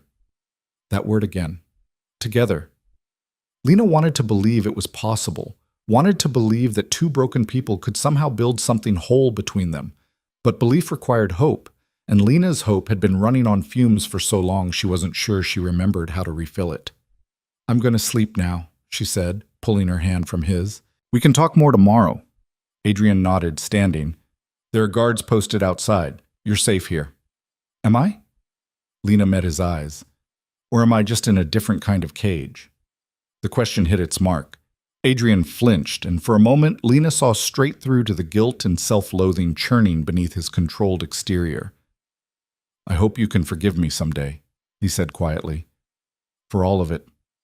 Then he left, and Lena was alone in a fortress built to keep danger out and her in. She made it to the bedroom before the tears came, hard, wrenching sobs that tore through her chest and left her gasping. She cried for Elena, so small and helpless in her isolette. She cried for herself, trapped between love and self-preservation. And she cried for Adrian, trying so hard to be someone different while still being exactly who he'd always been. When the tears finally stopped, Lena lay in the unfamiliar bed and stared at the shadows on the ceiling. Somewhere across the city, her daughter slept surrounded by machines and monitors. Somewhere else, Adrian was probably working, calling in favors, making threats, doing whatever dark things he did to bend the world to his will. And Lena was here, caught between them both, wondering if love was supposed to feel this much like drowning. Her phone buzzed. A text from Adrian. "Get some rest. I'll have updates in the morning." And below it, a photo that made her breath catch. Elena wrapped in her blanket with her tiny fist pressed against her mouth, sleeping peacefully while Nurse Patricia smiled at the camera. Lena saved the photo, staring at her daughter's face until her eyes burned. "I'm going to fix this," she whispered to the empty room. "I don't know how yet, but I'm going to figure out how to give you the life you deserve. One where you don't have to choose between loving your father and being safe. One where you can just be a little girl without the weight of an empire crushing you." It was a promise made in darkness to a baby who couldn't hear it. But Lena meant every word. Tomorrow, she would start asking the hard questions. Tomorrow, she would demand real answers about Adrian's business, his enemies, and exactly what kind of danger was circling their family. Tomorrow, she would stop being passive and start taking control of her own life again. But tonight, she would sleep and dream of a future where together didn't feel like a trap. Morning came too early, announced by pale sunlight filtering through bulletproof glass and the quiet murmur of voices from somewhere downstairs. Lena woke with her body aching in ways that had nothing to do with surgical recovery and everything to do with the emotional exhaustion of the past week. She lay still for a moment, orienting herself to this new reality. Safe house, armed guards, a daughter in the NICU, and a man who was either her salvation or her doom, trying to rewrite the rules of his entire world. Her phone showed 3 missed calls from Adrian, all from the early hours of the morning. No messages, just the calls themselves, like he'd needed to hear her voice but couldn't bring himself to wake her. Lena was still staring at the screen when it buzzed in her hand. "You're awake," Adrian said without preamble. "I can hear it in your breathing." That's not creepy at all. But there was no heat in the words. "Where are you?" "Downstairs. I've been here since 4. He sounded exhausted. "Can you come down? We need to talk."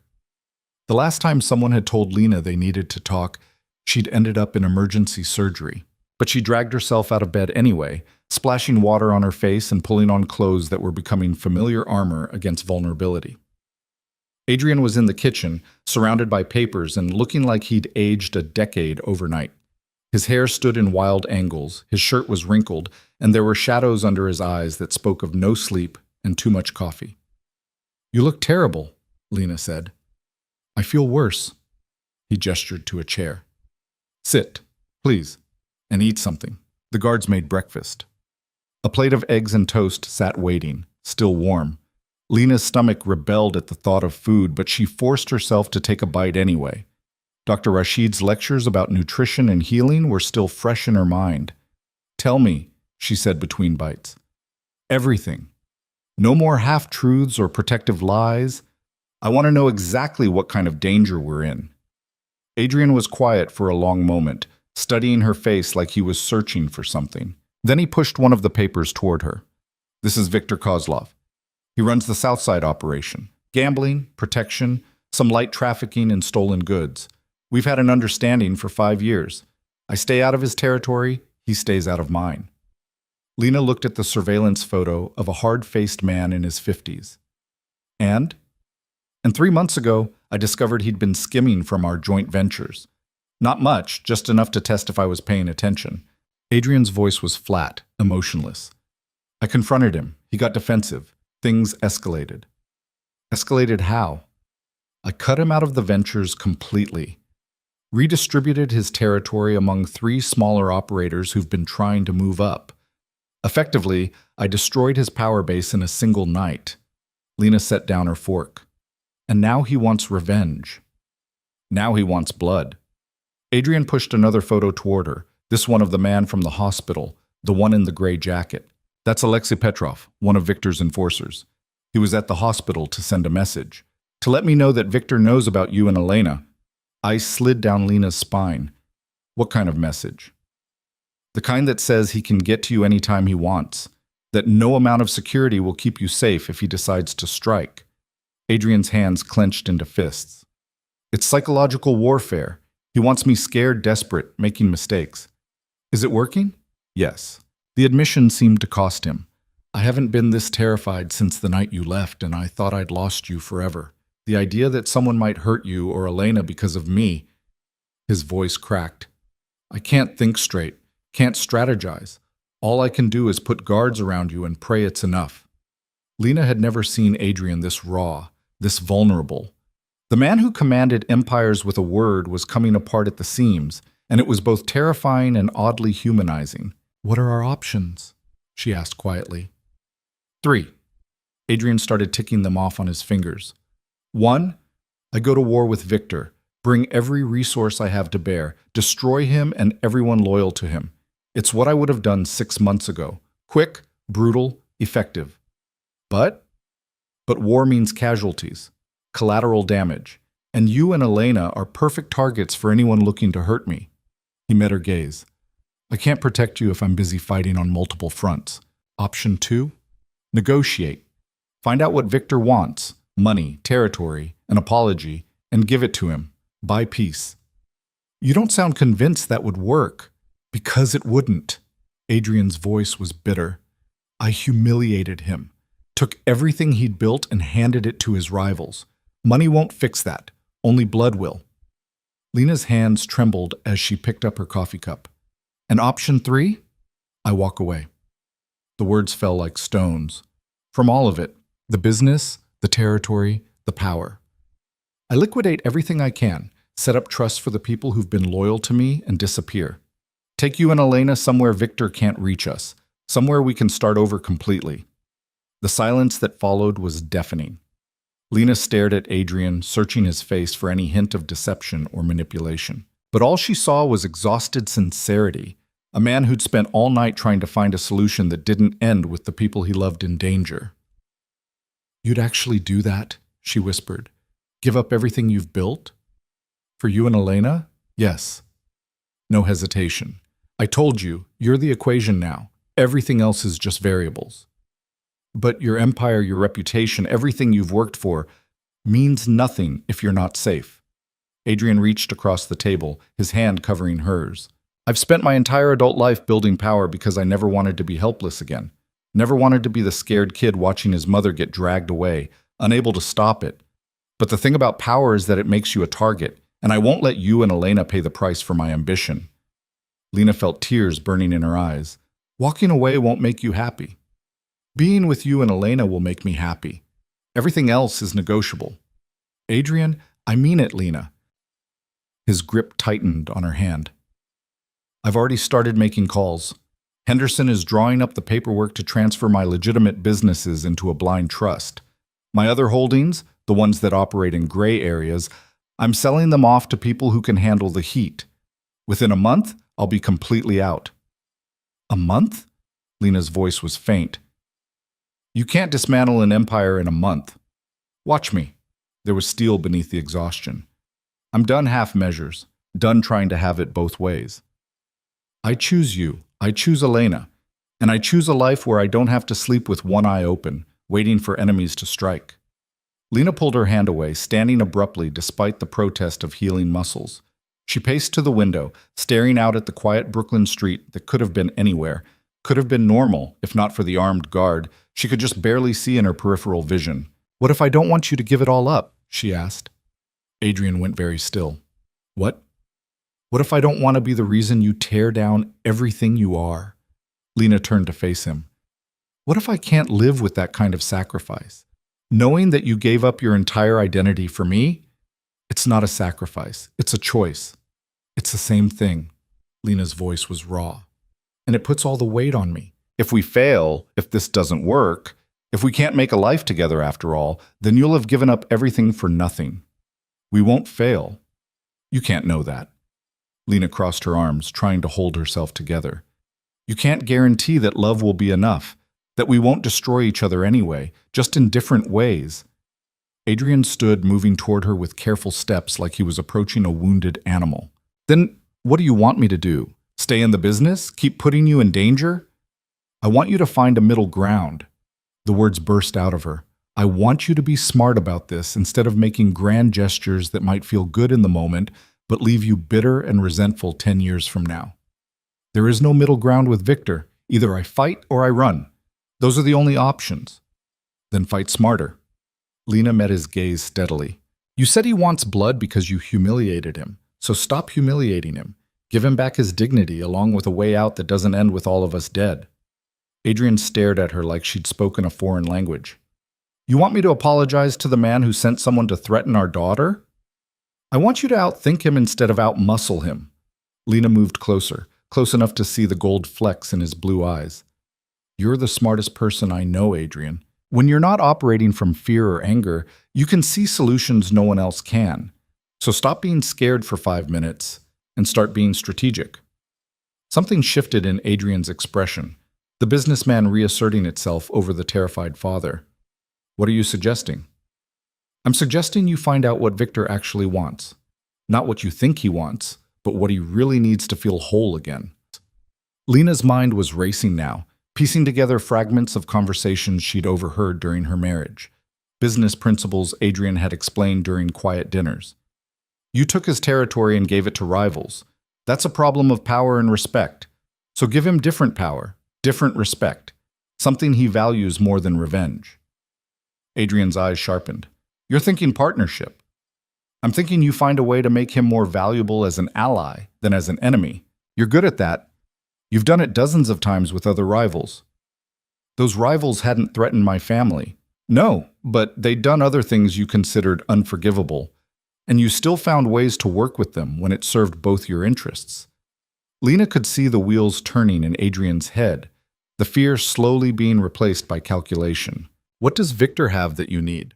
What leverage points exist that you haven't been willing to use because you were too angry to see them? Adrian was quiet for a long moment, his gaze distant as he worked through possibilities. When he finally spoke, his voice was thoughtful instead of desperate. Victor has connections in Eastern Europe that I've been trying to establish for years.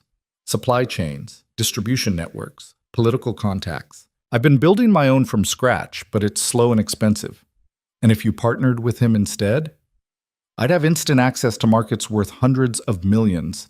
Adrian's tone was clinical now, all business. But that means trusting him, working closely with someone who just threatened you and Elena. It means making him invested in our survival. Lena pressed her advantage. If his fortune is tied to yours, if hurting us means hurting himself, then we're safer than we'd ever be behind walls and guards. It's a risk. Everything is a risk. Lena reached up, her hand cupping his face. But this risk lets you keep your empire and keep us safe. It lets you be who you are without sacrificing everything for who you think I need you to be. Adrian's hand covered hers, holding it against his cheek. When did you get so ruthless? I learned from the best. A ghost of a smile crossed her face. You taught me that survival isn't about running from danger. It's about making danger work for you. I taught you too well. Maybe. Lena's smile faded. But I'm tired of running, Adrian.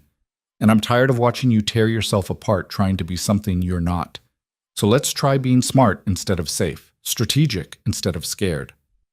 Adrian pulled her closer, careful of her healing incision, until her forehead rested against his chest. She could hear his heartbeat, fast and strong, and feel the tension slowly draining from his body. This could backfire spectacularly, he murmured against her hair. Then we'll deal with it together. Lena's arms came up around his waist. But at least we'll be dealing with it as partners instead of as a man trying to save someone who doesn't want to be saved. I do want to save you. I know. Lena pulled back enough to look up at him. But I don't need saving. I need an equal. Someone who respects me enough to include me in the decisions that affect our lives. Even the dangerous ones? Especially the dangerous ones. Lena's voice was firm. I'm not going to be the delicate flower you keep in a gilded cage while you handle all the scary parts of life. If we're doing this, really doing this, then I need to understand your world. All of it. Including the parts you've been hiding from me. Adrian searched her face for a long moment. Then he nodded, slow and deliberate. Okay, he said. No more hiding. No more protecting you from ugly truths. We do this together, as equals. Together, Lena agreed. Adrian's phone buzzed, shattering the moment. He glanced at the screen and his expression tightened. It's Henderson. He's arranged a meeting with Victor for this afternoon. That was fast. I may have already started making overtures while you were asleep. Adrian had the grace to look slightly guilty. I was preparing for option 2 before I was fully committed to it. Always planning 3 moves ahead. Lena shook her head, but there was fondness in it. I'm coming with you. Absolutely not. We just agreed. We just agreed to be partners and equals, which means I get to tell you when something is genuinely too dangerous. Adrian's voice was firm. Meeting with Victor is a delicate negotiation that could go sideways in a heartbeat. I need to be focused on him, not worried about keeping you safe if things turn violent. So you admit it might turn violent. Everything might turn violent in my world. That's why I'm trying to get out of it. Adrian cupped her face in his hands. Trust me to handle this. Please.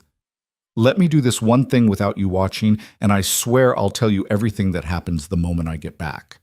Lena wanted to argue. Every instinct screamed that letting Adrian walk into danger alone was a mistake, that she should be there to make sure he didn't revert to old patterns when challenged. But she could also see the fear beneath his determination, not fear of Victor, but fear of failing her again, of making the wrong choice and watching everything crumble. Fine, she said finally, but you call me the moment it's done, and if you're not back by 6, I'm coming to find you. Deal. Adrian pressed a kiss to her forehead. Thank you for trusting me. I'm trusting you to be smart, not safe, Lena corrected. There's a difference. I know. He pulled back, already shifting into the persona he wore for business, confident, calculating, dangerous. I'll have additional guards posted here while I'm gone. And Lena? Yes? If anything happens, if anyone tries to get to you, you run. Don't try to be brave or strategic. Just run and call me. Adrian, promise me.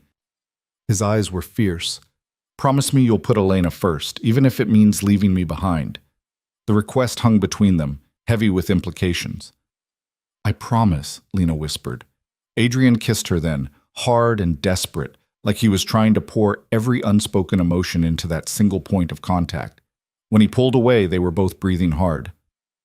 I'll be back by 6, he said.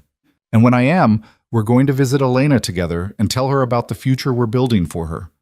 Then he was gone, leaving Lena alone with armed guards and the weight of promises made in desperation. The hours that followed were the longest of Lena's life. She tried to rest, to watch television, to do anything that would make time move faster. But her mind kept circling back to Adrian walking into a meeting with a man who wanted him dead, armed with nothing but words and the hope that strategy would triumph over vengeance. At 4 o'clock, her phone rang. The hospital. Miss Carter? Nurse Patricia's voice was warm but professional. I wanted to update you on Elena. She's being moved to an open crib today. No more isolate. Relief flooded through Lena. That's wonderful. It is. And it means you can hold her more easily, feed her without quite so many wires in the way. We were hoping you might come in this evening for her 6 o'clock feeding. I'll be there. Lena was already moving, grabbing her coat. Tell her mama's on her way. She found the head of her security detail, a woman named Marcus with sharp eyes and a no-nonsense attitude, and explained she needed to get to the hospital. Mr. Volkov said you should stay here until he returns, Marcus said carefully. Mr. Volkov isn't here to make that call. Lena's voice was firm. My daughter is being moved to an open crib for the first time, and I'm going to be there for her 6 o'clock feeding. You can come with me and keep me safe, or I can call a taxi and go alone. Your choice. Marcus studied her for a moment, then nodded. We go together. But we follow my security protocols, understood? Understood. The drive to the hospital was tense, Marcus constantly scanning for threats, while Lena tried to contain her excitement about seeing Elena. An open crib meant her daughter was getting stronger, healing, becoming less fragile and more real with every passing day. The NICU was quiet when they arrived, the evening shift just starting their rounds. Lena scrubbed in with practiced efficiency, and her breath caught when she saw Elena for the first time without the isolate walls between them. Hi, baby girl. Lena reached in, lifting her daughter with careful hands. Elena was still tiny, still attached to monitors, but she felt more solid somehow, more present. Mama's here. Elena's eyes opened, unfocused but aware, and Lena felt her heart crack open all over again. You're getting so strong, she murmured, settling into the rocking chair with Elena cradled against her chest. So brave and fierce, just like your daddy. She's been asking for you. Patricia appeared with a bottle, smiling. Well, not asking exactly, but she's been fussy all afternoon, like she knew something big was happening. Lena took the bottle, positioning it carefully. Elena latched on with surprising vigor, her tiny hands coming up to grasp Lena's finger. That's my girl, Lena whispered. You eat and grow strong, and when you're ready, we're going to take you home. Your daddy's working on making sure home is safe for you. And Mama's going to make sure it's full of love. She was so focused on Elena that she didn't hear the commotion at the NICU entrance until it was too late. Raised voices, the sound of a struggle. Then Marcus's voice, sharp and commanding. Sir, you can't go in there without... The double doors burst open. Viktor Kozlov stood in the entrance, flanked by two men who looked like they ate broken glass for breakfast. He was older than his surveillance photo, his face lined with years of violence and calculation. But his eyes were sharp as he scanned the NICU, landing on Lena with predatory focus. Ms. Carter. His accent was thick, Eastern European. We need to talk. Lena's arms tightened protectively around Elena, her heart suddenly thundering. Get out! This is a hospital. You can't... I can do whatever I want. Viktor moved further into the room, his men spreading out to block the exits. And right now, I want to make sure you understand what's at stake in the negotiation happening between your lover and me. He's not my lover, he's my... Lena stopped, unsure what word to use. Husband felt wrong, partner felt inadequate.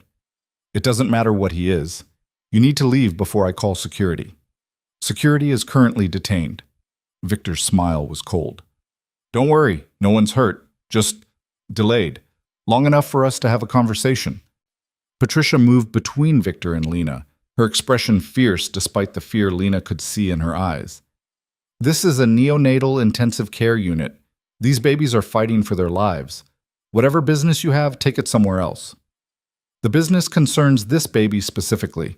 Viktor's gaze never left Lena. And her mother, who I'm told has quite the influence over Adrian Volkov's decision-making lately. I'm calling the police. Patricia already had her phone out. Go ahead. Viktor shrugged. But by the time they arrive, this conversation will be over, one way or another. Lena's mind raced, trying to process what was happening. Adrian was supposed to be meeting with Viktor. This wasn't supposed to happen. Unless the meeting was a trap, she said slowly. You never intended to negotiate. You just wanted Adrian distracted so you could get to me. Viktor's smile widened. Very good. I can see why he values you. You're clever. What do you want? I want Adrian Volkov to understand that his money and power mean nothing when it comes to protecting the people he loves. Victor took another step closer, and one of his men moved to intercept Patricia's phone call, plucking the device from her hand with casual cruelty. I want him to feel helpless, desperate, the way I felt when he destroyed everything I built. So this is just revenge. Lena's voice was steady despite the terror racing through her veins. You're not here to negotiate or make deals. You're here to hurt me to hurt him. Oh, I'm not going to hurt you. Victor's expression shifted, becoming almost regretful. That would be too quick, too clean. No, I'm simply going to take your daughter and disappear, raise her as my own, let Adrian spend the rest of his life knowing she's out there somewhere but never being able to find her. The world stopped. Lena stared at Victor, her arms instinctively tightening around Elena until the baby made a small sound of protest. You're insane, she whispered. I'm efficient. Victor gestured to one of his men. Take the child. Everything happened at once. Patricia lunged for the emergency alarm, her hand slamming down on the red button that would flood the NICU with security. Marcus burst through the doors, weapon drawn, shouting commands, and Lena moved on pure instinct, turning her body to shield Elena while her mind screamed that this couldn't be happening, couldn't be real.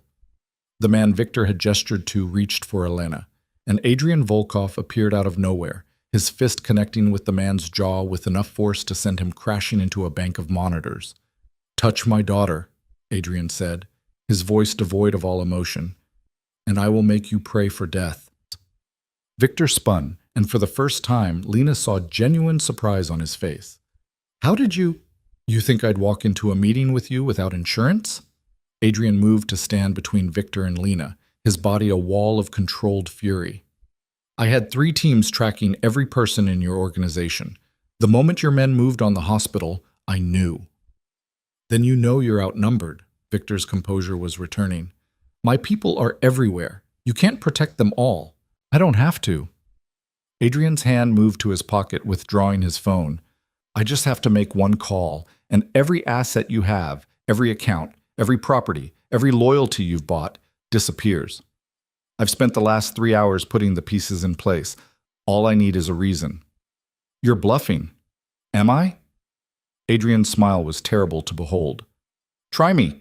Reach for my daughter one more time, and I'll show you exactly how ruthless I can be when someone threatens my family. The standoff stretched, tension coiling tighter with every heartbeat. Then hospital security flooded in, weapons drawn, and Victor's men found themselves surrounded. Victor himself stood frozen, calculating odds and finding them suddenly insurmountable. This isn't over, he said quietly. Yes, Adrian replied, his voice like ice. It is. Because I'm about to give you a choice, Victor. Walk away now, tonight, and live. Stay in this city, keep coming after my family, and I will erase you so thoroughly that no one will remember you ever existed. You can't. I can. And I will. Adrian's gaze was merciless. And here's where it gets interesting. You can accept the partnership I was going to offer you before you decided to be stupid.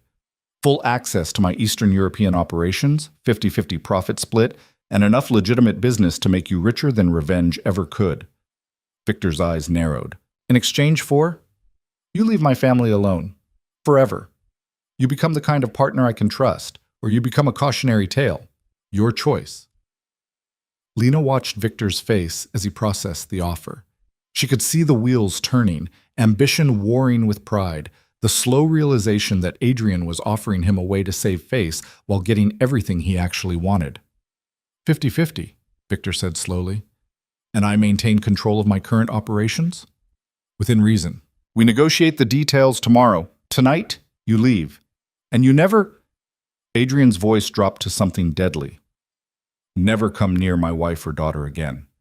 The word wife hung in the air, a claim Adrian had no right to make but that Lena found she didn't want to dispute. Victor looked at Lena, at Elena sleeping peacefully in her arms despite the chaos, then back at Adrian. Deal, he said finally.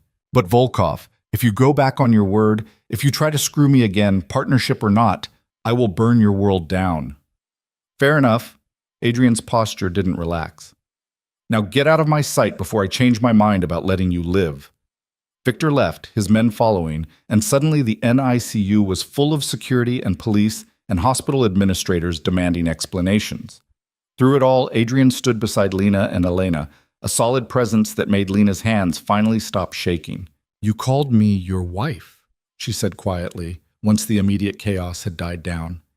Adrian looked down at her, and the raw emotion in his eyes nearly undid her. "I know. I'm sorry. I shouldn't have. I didn't say I minded."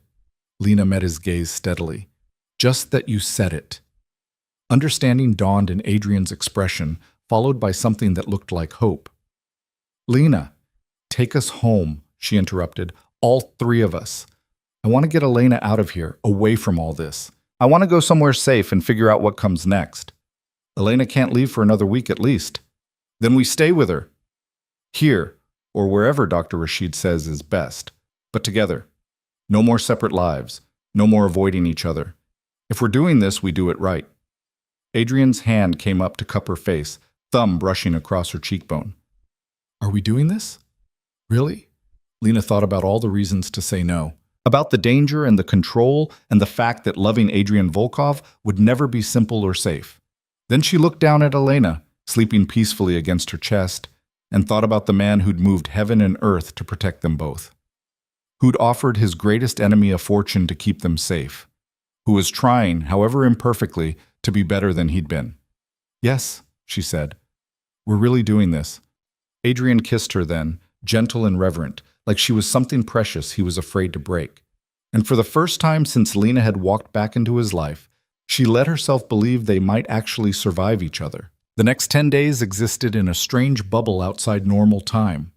Adrian moved into the suite at the Carlisle, taking the second bedroom and treating the shared space with the careful courtesy of a man walking on eggshells. They fell into a rhythm born of necessity and Elena's demanding schedule. Early morning visits to the NICU before Adrian disappeared to handle business. Afternoon feedings where they took turns holding their daughter. Evenings spent in quiet conversation that slowly began to chip away at the walls between them. Lena watched him transform in small, incremental ways. The sharp edges of Adrian Volkov, feared power broker, began to soften into something more human. He learned to change diapers with fumbling determination, to warm bottles to the exact temperature Elena preferred, to hold her against his chest during the long nights when she was fussy and needed the steady rhythm of a heartbeat to calm her.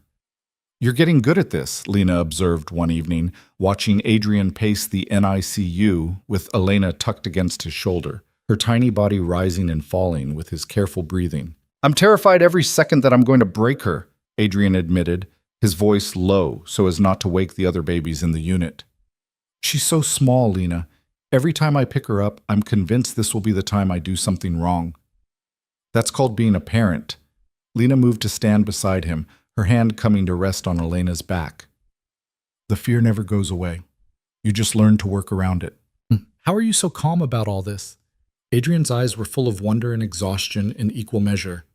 "You're healing from surgery, dealing with everything I put you through, and somehow you make motherhood look effortless." "It's not effortless." Lena's laugh was tired but genuine. "I cry in the shower at least once a day. I panic every time her monitor beeps. And I have no idea what I'm doing most of the time. I'm just better at hiding it than you are." "I don't believe that." "Believe it." Lena leaned her head against his arm, too tired to maintain the distance she'd been trying to keep. "We're both making this up as we go. The only difference is you're used to being an expert at everything, and I'm used to fumbling through life hoping it works out." Adrian was quiet for a moment, adjusting his hold on Elena with the kind of careful attention he usually reserved for multi-million-dollar negotiations. "The partnership with Victor is finalized," he said finally. "Henderson and his lawyers spent the last week going through every clause, every contingency. It's airtight." "And you trust him to honor it?" "I trust that he values money more than revenge, and this partnership will make him wealthier than he's ever been." Adrian's voice held a note of grim satisfaction. "He also knows that the moment he breaks our agreement, I have enough leverage to destroy him 3 times over. Mutually assured destruction makes for reliable peace." That's a very Adrian way of looking at the world. "It's the only way I know." He glanced down at her. "Are you disappointed?" "In what?" That I didn't walk away completely. That I'm still Adrian Volkov, still playing power games and making deals with dangerous men. Lena considered the question carefully. 2 weeks ago, she might have said yes. Might have wanted him to be someone completely different, someone safe and simple who lived a life with no shadows. But watching him hold their daughter with such desperate tenderness, seeing him try so hard to be both the man he was and the father Elena needed, Lena had realized something fundamental. She didn't want Adrian to stop being himself. She just wanted him to choose them first. "No," she said quietly. "I'm not disappointed. You found a solution that keeps us safe without destroying who you are. That's what I asked for. You asked for partnership, for equality, and you're giving it to me." Lena pulled back enough to look up at him. "You could have made that deal with Victor without consulting me. Could have handled everything behind my back the way you used to. But you didn't. You told me what you were planning, listened when I had suggestions, and made me part of the process. That's what matters." Adrian's expression was unreadable in the soft light of the NICU. "I'm going to mess this up," he said. "At some point, I'm going to revert to old habits, try to control things, make decisions without you, push too hard because I'm scared of losing you." "I know. And when that happens, I'll call you on it." Lena's voice was firm. "I'll remind you that we're partners, and I'll expect you to do better, but I'm not going to run the first time you make a mistake, Adrian. I did that once. I'm not doing it again." "Why not?" The question came out raw. "After everything I've put you through, why are you willing to stay?" Lena looked down at Elena, sleeping peacefully against Adrian's chest, her tiny hand fisted in his shirt. "Because she deserves to know her father, and because I think—" She paused, gathering courage. "I think maybe I never stopped loving you. I just got really good at pretending I didn't." Adrian's breath caught. "Lena, don't." She held up a hand. Don't say anything right now. We're both exhausted, running on adrenaline and fear and hope. Let's take it one day at a time, like we agreed." "One day at a time," Adrian echoed, then softer. "But for the record, I never stopped loving you either. Not for a single moment of the 8 months you were gone." The confession hung between them, vulnerable and terrifying and achingly honest. Before Lena could respond, Dr. Chen appeared with her usual brisk efficiency. "Good news," she announced, checking Elena's chart. "This young lady has been maintaining her temperature perfectly, taking all her feedings, and her weight is up another 2 ounces. I think we can start talking about discharge." Lena's heart leaped. "Really? When?" "If she continues progressing at this rate, maybe 3 more days." Dr. Chen smiled at their obvious joy. "Of course, she'll need to pass her car seat test, and you'll need to complete infant CPR training, and we'll want to make sure you have all the equipment you need at home. We'll have everything." Adrian's voice was absolute. "Whatever she needs, whatever makes her safe. Cost is no object." Dr. Chen's smile turned knowing. "I figured you'd say that, Mr. Volkov. I'll have the discharge coordinator reach out tomorrow to go over the checklist." She left, and Lena and Adrian stared at each other with matching expressions of terror and elation. 3 days, Lena whispered. "We're taking her home in 3 days." "We don't have a home." Adrian's practicality reasserted itself. "The suite at the Carlisle isn't suitable for long-term living with an infant. We need somewhere permanent. I still have my apartment in Queens." "The 4th floor walk-up with no heat?" Adrian's voice was carefully neutral. "Lena, I'm not trying to control you, but that's not safe for Elena, or for you while you're still healing." "So what are you suggesting?" Adrian was quiet for a moment, still swaying gently with Elena. "Move in with me, not as a trap or a cage, as a practical solution to a practical problem. The penthouse has more than enough room, round-the-clock security, and everything Elena could possibly need. You'd have your own space, your own life. He struggled for words. "I just want to be there. To wake up under the same roof as both of you. To not miss a single moment of her growing up." "And us?"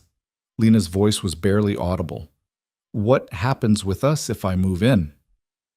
"Whatever you want to happen." Adrian met her gaze steadily. "If you want separate bedrooms and a co-parenting arrangement, I can live with that. If you want to try again, really try as equals, I'm ready for that too. And if you need time to figure out which one you want, I'll wait. I'm good at waiting when it matters." Lena thought about the penthouse she'd fled 8 months ago, the place that had felt like a beautiful prison.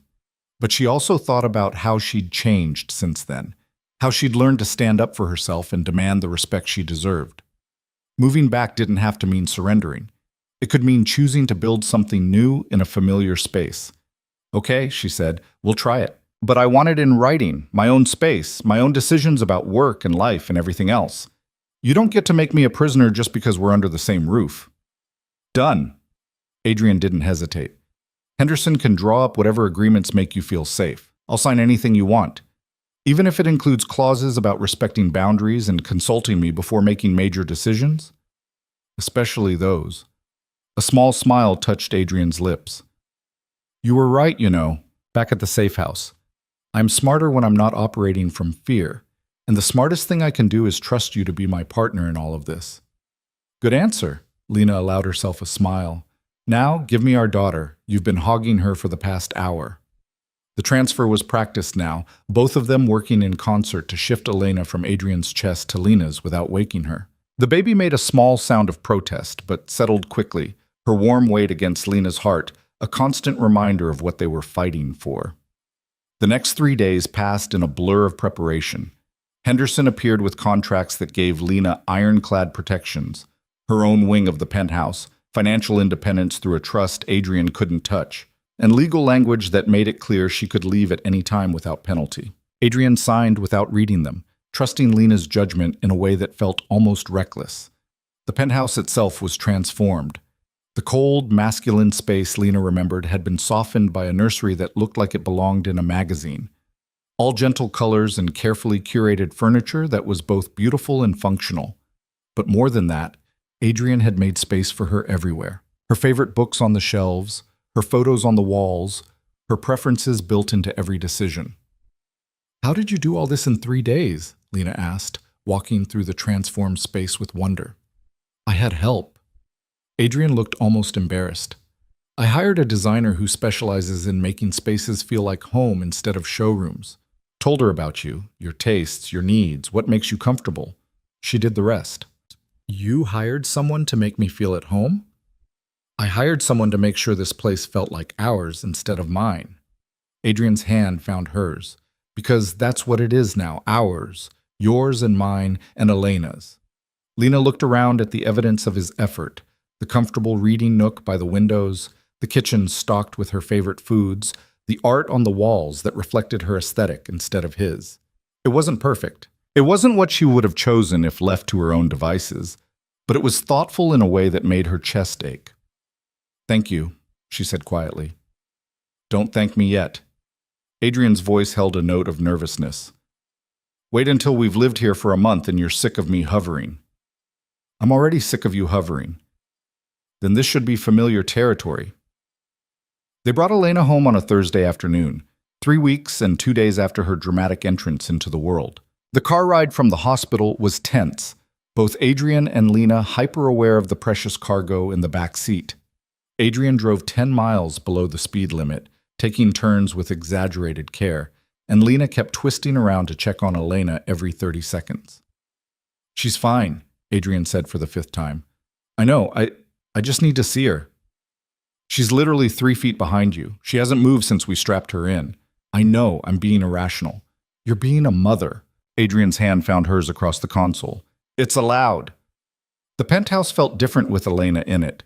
Suddenly, the massive space seemed both too big and too small. Too big for a tiny baby to get lost in, too small to contain the overwhelming love and fear that came with her. They settled into a routine almost immediately, driven by Elena's demanding schedule. Feedings every 3 hours, diaper changes that felt constant, and the particular brand of exhaustion that came from never sleeping more than 90 minutes at a stretch. Adrian insisted on taking the night shift. You're still healing, he argued when Lena protested. You need actual sleep, not 20-minute naps between feedings. And you need to run an empire. You can't do that on no sleep. Watch me. So they compromised. Lena took the early evening feedings, Adrian handled midnight to 6, and they both stumbled through the day in a fog of caffeine and determination. It was exhausting. It was terrifying. It was the happiest Lena had been in years. 2 weeks after bringing Elena home, Lena woke at 3 in the morning and realized the penthouse was quiet. Too quiet. She shot out of bed, panic clawing through her chest, and ran for the nursery. The sight that greeted her made her stop in the doorway. Adrian sat in the rocking chair with Elena against his bare chest, both of them asleep. His head was tilted back, mouth slightly open, looking more relaxed than Elena had ever seen him. Elena was sprawled across his torso like a tiny, perfect starfish, her rosebud mouth making small, sucking motions in her sleep. Lena's heart cracked open. This was the man she'd run from, the one who'd scared her with his intensity and his need for control. But it was also the man who woke up 3 times a night to feed their daughter, who sang off-key lullabies when she was fussy, who looked at Elena like she'd hung the moon and stars. People could change. Adrian was living proof. Are you just going to stand there staring, or are you going to help me up without waking her? Adrian's voice was rough with sleep, but his eyes were open and full of gentle amusement. How long have you been awake? Long enough to feel you watching us. He shifted carefully, protecting Elena's head with one large hand. She fought sleep for an hour, so I gave up on the crib and just held her. You're going to spoil her. Good. Adrian's smile was soft. She deserves to be spoiled, to grow up knowing she's loved and wanted and protected. Lena moved into the room, perching on the ottoman beside the rocking chair. We should talk about the future, real plans, not just day-to-day survival. Okay? Adrian's free hand found hers. What are you thinking? I want to go back to school. The words came out in a rush. I never finished my degree, and I want Elena to grow up seeing her mother work for things, accomplish goals, be more than just someone's wife or someone's mother. What do you want to study? Social work, maybe? Or early childhood education? Something that helps people. Lena watched his face carefully for signs of dismissal or condescension. I know it's not glamorous, and it won't make the kind of money you're used to. It's perfect. Adrian's voice was firm. You'd be incredible at it, and Elena would be lucky to have a mother who teaches her that success isn't measured in money. You mean that? Every word. He squeezed her hand. I'll support you however you need. Tuition, childcare, whatever it takes. This is your dream. I'm not going to stand in the way of it. Lena felt tears prick her eyes. Thank you. Don't thank me for doing what any decent partner would do. Adrian's gaze was steady. I meant what I said, Lena. We're equals in this. Your dreams matter just as much as mine. What about your dreams? Lena asked. What does Adrian Volkov want for the future? Adrian looked down at Elena, his expression contemplating. Honestly, I want this. I want to wake up at 3 in the morning holding my daughter. I want to watch her grow up, teach her things, embarrass her when she's a teenager by being an overprotective dad. I want to build something with you that's real and honest and nothing like the empire I spent years creating. You're not giving up your business, though. No. Adrian's voice was thoughtful. But I'm reshaping it. The partnership with Victor is just the start. I'm moving everything toward legitimate operations, real estate development, tech investments, venture capital, things I can be proud to tell Elena about when she's old enough to ask what her father does. That's a big change. It's necessary. Adrian met her gaze.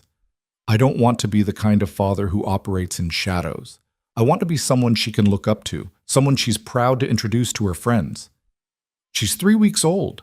You have time before friend introductions become an issue. I know, but I want to be ready when they do. Adrian shifted Elena slightly, making sure she was comfortable. I'm trying to be better, Lena, every day. Not perfect. I know I'll never be perfect, but better than I was yesterday. Lena leaned forward, pressing a kiss to his forehead. You're already better than you think you are. Am I better enough? The question came out vulnerable. Better enough for you to want this permanently? Lena's breath caught. Adrian, I'm not asking you to marry me again. I know we're not ready for that. Adrian's eyes were fierce with emotion. But I'm asking if you can see a future with me. A real one. Not just co-parenting, but actually building a life together. I see it, Lena whispered. I've been seeing it for weeks now. Every time you get up in the middle of the night with her, every time you ask my opinion before making a decision, every time you choose us over everything else. Then stay, Adrian's voice cracked. Not because you're scared or trapped or because it's convenient. Stay because you want to, because you love me the way I love you, because you believe we can make this work. Lena looked at him, this complicated, dangerous, achingly tender man who was trying so hard to be worthy of the second chance she'd given him. She thought about all the reasons to say no, all the ways this could still go wrong, but she also thought about Elena sleeping peacefully between them, the family they'd created despite everything. "I'm staying," she said. "I'm staying because I love you, because I want to build a life with you, and because I think—" Her voice broke. "I think maybe we're going to be okay." Adrian's eyes shone with unshed tears. "Yeah? Yeah?" Lena smiled through her own tears. "We're going to fight sometimes. You're going to slip back into old habits, and I'm going to call you on it. We're going to have hard days and moments where we're not sure we can do this, but we're going to be okay. I love you." The words fell from Adrian's lips like a prayer. "I love you so much it terrifies me." "I love you too." Lena leaned in, capturing his lips in a kiss that tasted of hope and promise and new beginnings. "Now, let me take our daughter so you can get some actual sleep." "I'm fine." "You're exhausted, and I'm awake anyway." Lena reached for Elena, lifting her carefully. "Go to bed, Adrian. Real bed, not the rocking chair." Adrian stood, stretching muscles that had clearly cramped from sitting so long in one position. But before he left the nursery, he pulled Lena close, pressing a kiss to her forehead and then to Elena's. "My girls," he murmured. "Both of you. Mine." "Ours," Lena corrected gently. "We belong to each other." "Ours," Adrian agreed.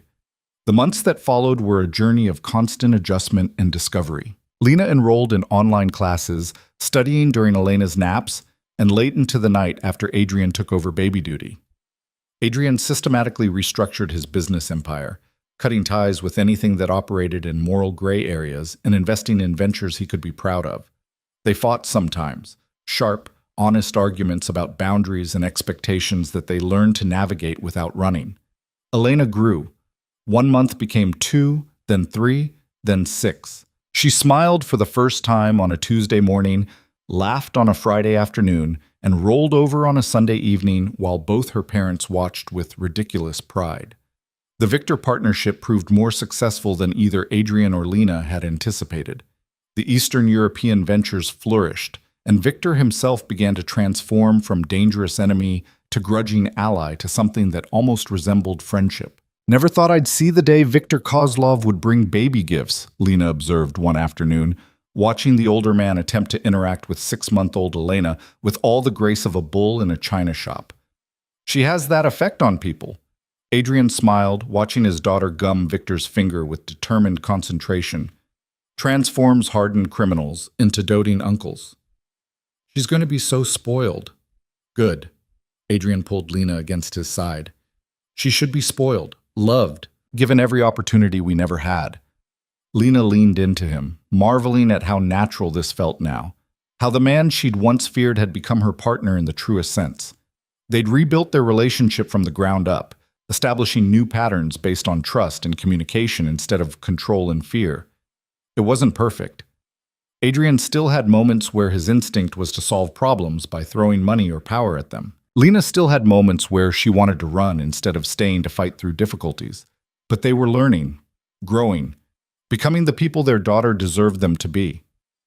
1 year after Elena's birth, Lena graduated with her associate's degree in early childhood education. Adrian threw a party that was simultaneously too lavish and perfectly thoughtful, inviting everyone who'd supported her journey, classmates, professors, and even Dr. Rashid and the NICU staff who'd helped save Elena's life. "I'm proud of you," Adrian said that night, after the guests had left and Elena was asleep in her crib. "Not just for graduating, though that's incredible, but for everything.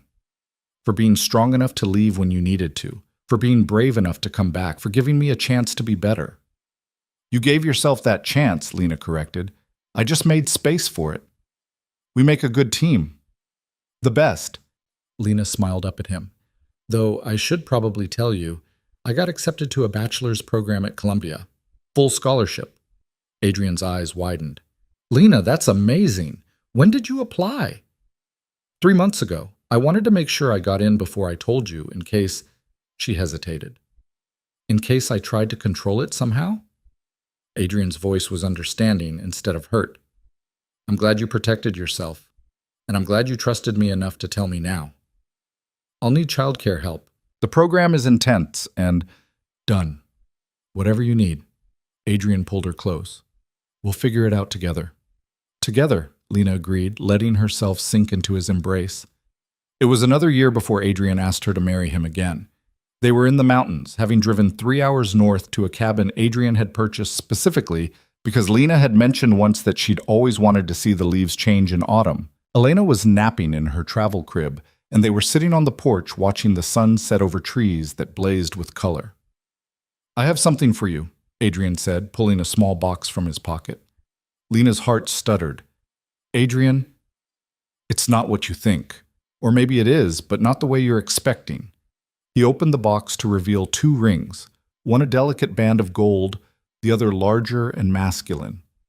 I know we're technically still married. The divorce never finalized because of everything that happened with Elena. But I want to do this right. I want to ask you as equals if you'll choose me again. Not because you're trapped or scared or because we have a daughter together, but because you want to build a life with me. Lena stared at the rings, tears already forming. Is this a proposal? It's a renewal, a fresh start. Adrian took her hand. Lena Carter, will you marry me again? Will you take me as your partner, your equal, the man who will spend the rest of his life trying to deserve you? Yes. The word came out choked with emotion. Yes, you ridiculous man. I'll marry you again. Adrian slipped the ring onto her finger, and Lena did the same for him, both of them laughing and crying at the same time. They remarried quietly 2 months later, with only Elena and a handful of close friends as witnesses. No elaborate ceremony, no society photographers, just 2 people who'd found their way back to each other, choosing to make it permanent. The years that followed were full of the ordinary chaos of life. Lena earned her bachelor's degree, then her master's, eventually becoming a child advocate who worked with families in crisis. Adrian continued reshaping his empire into something legitimate and ethical, mentoring young entrepreneurs and investing in social enterprises that aligned with Lena's values. Elena grew into a bright, fierce little girl who had her mother's stubborn determination and her father's strategic mind. She kept both her parents on their toes, challenging them and loving them in equal measure. She's going to rule the world someday, Lena observed one evening, watching 5-year-old Elena negotiate with Adrian about bedtime with all the skill of a seasoned diplomat. Of course she is. Adrian's voice was full of pride. She's our daughter. World domination is in her blood. Just make sure she uses her powers for good. That's what we're here for. Adrian pulled Lena close, both of them watching their daughter with the kind of fierce love that still sometimes took Lena's breath away. To make sure she knows that power without purpose is just tyranny. When did you get so wise? The day I almost lost you both. Adrian pressed a kiss to her temple. That's when I learned that the only power that matters is the power to choose love over fear, to choose partnership over control, to choose being better over being right. Lena turned in his arms, cupping his face in her hands. I love you, Adrian Volkov. Even when you're infuriating, even when we fight, even always, Adrian finished. I know. I love you even always too. Elena appeared then, climbing into her father's lap with the easy confidence of a child who'd never doubted she was loved. Tell me the story again, she demanded. Which story, little one? The one about how you and Mama found each other again. Elena settled against Adrian's chest, her small hand finding Lena's, about how love is stronger than being scared. Lena and Adrian exchanged a look over their daughter's head, communicating in the wordless language they'd developed over years of partnership. Once upon a time, Adrian began, his voice soft in the gathering darkness, there was a man who thought power could protect him from pain, and a woman who thought running could keep her safe, Lena continued, stroking Elena's hair. But they were both wrong, Elena chimed in, having heard this story dozens of times, because the only thing that keeps you safe is love. That's right, sweetheart. Adrian's arms tightened around both his girls. The only thing that keeps you safe is love, and the courage to choose it, even when it's scary. Even when it's hard, Lena added. Even when you don't know if it will work, Adrian finished. Elena yawned, her eyes already drifting closed. And they lived happily ever after. Not perfectly, Lena corrected gently, but happily. Because perfect isn't real, but happy is. Happy is, Elena murmured, already half asleep. They sat there together as darkness fell completely, a family forged in fire and fear and fierce determination. They'd traveled impossible distances to find their way back to each other, and the journey had changed them both in fundamental ways. Adrian was no longer the man who controlled through fear and power. He'd learned to lead through integrity and partnership, to build instead of dominate. Lena was no longer the woman who ran from difficulty. She'd learned to stand her ground, to fight for what she wanted, to believe in her own strength. And Elena would grow up knowing that love wasn't about possession or perfection. It was about choosing each other, every single day, even when it was hard. Especially when it was hard. Years later, when Elena was grown and building her own life, she would look back on her childhood and remember this. Being held between her parents in the quiet darkness, safe and loved, and certain that nothing in the world could shake the foundation they'd built together. Because they'd learned the hardest lesson of all, that the only prison that truly binds is the one we build in our own hearts. And the only freedom that matters is the courage to tear down those walls and choose love instead of fear. Adrian and Lena had chosen love. They chose it in the hospital room where their daughter was born too soon. They chose it through negotiations with enemies and midnight feedings and arguments about boundaries. They chose it through graduate degrees and business transformations and the ordinary chaos of building a life together. They chose it every single day. And in the end, that choice was enough to transform everything. Their story wasn't a fairy tale. There were no perfect endings, no guarantees that tomorrow wouldn't bring new challenges. But there was love, fierce and complicated and real. There was partnership built on respect and trust instead of control. There was a daughter who would grow up knowing that her parents fought for each other as hard as they fought for her. And in the quiet moments, when the world settled into stillness and they held each other close, Adrian and Lena knew they'd found something more valuable than any empire, more powerful than any weapon, more lasting than any legacy. They'd found home, not in a place, but in each other. And that was everything.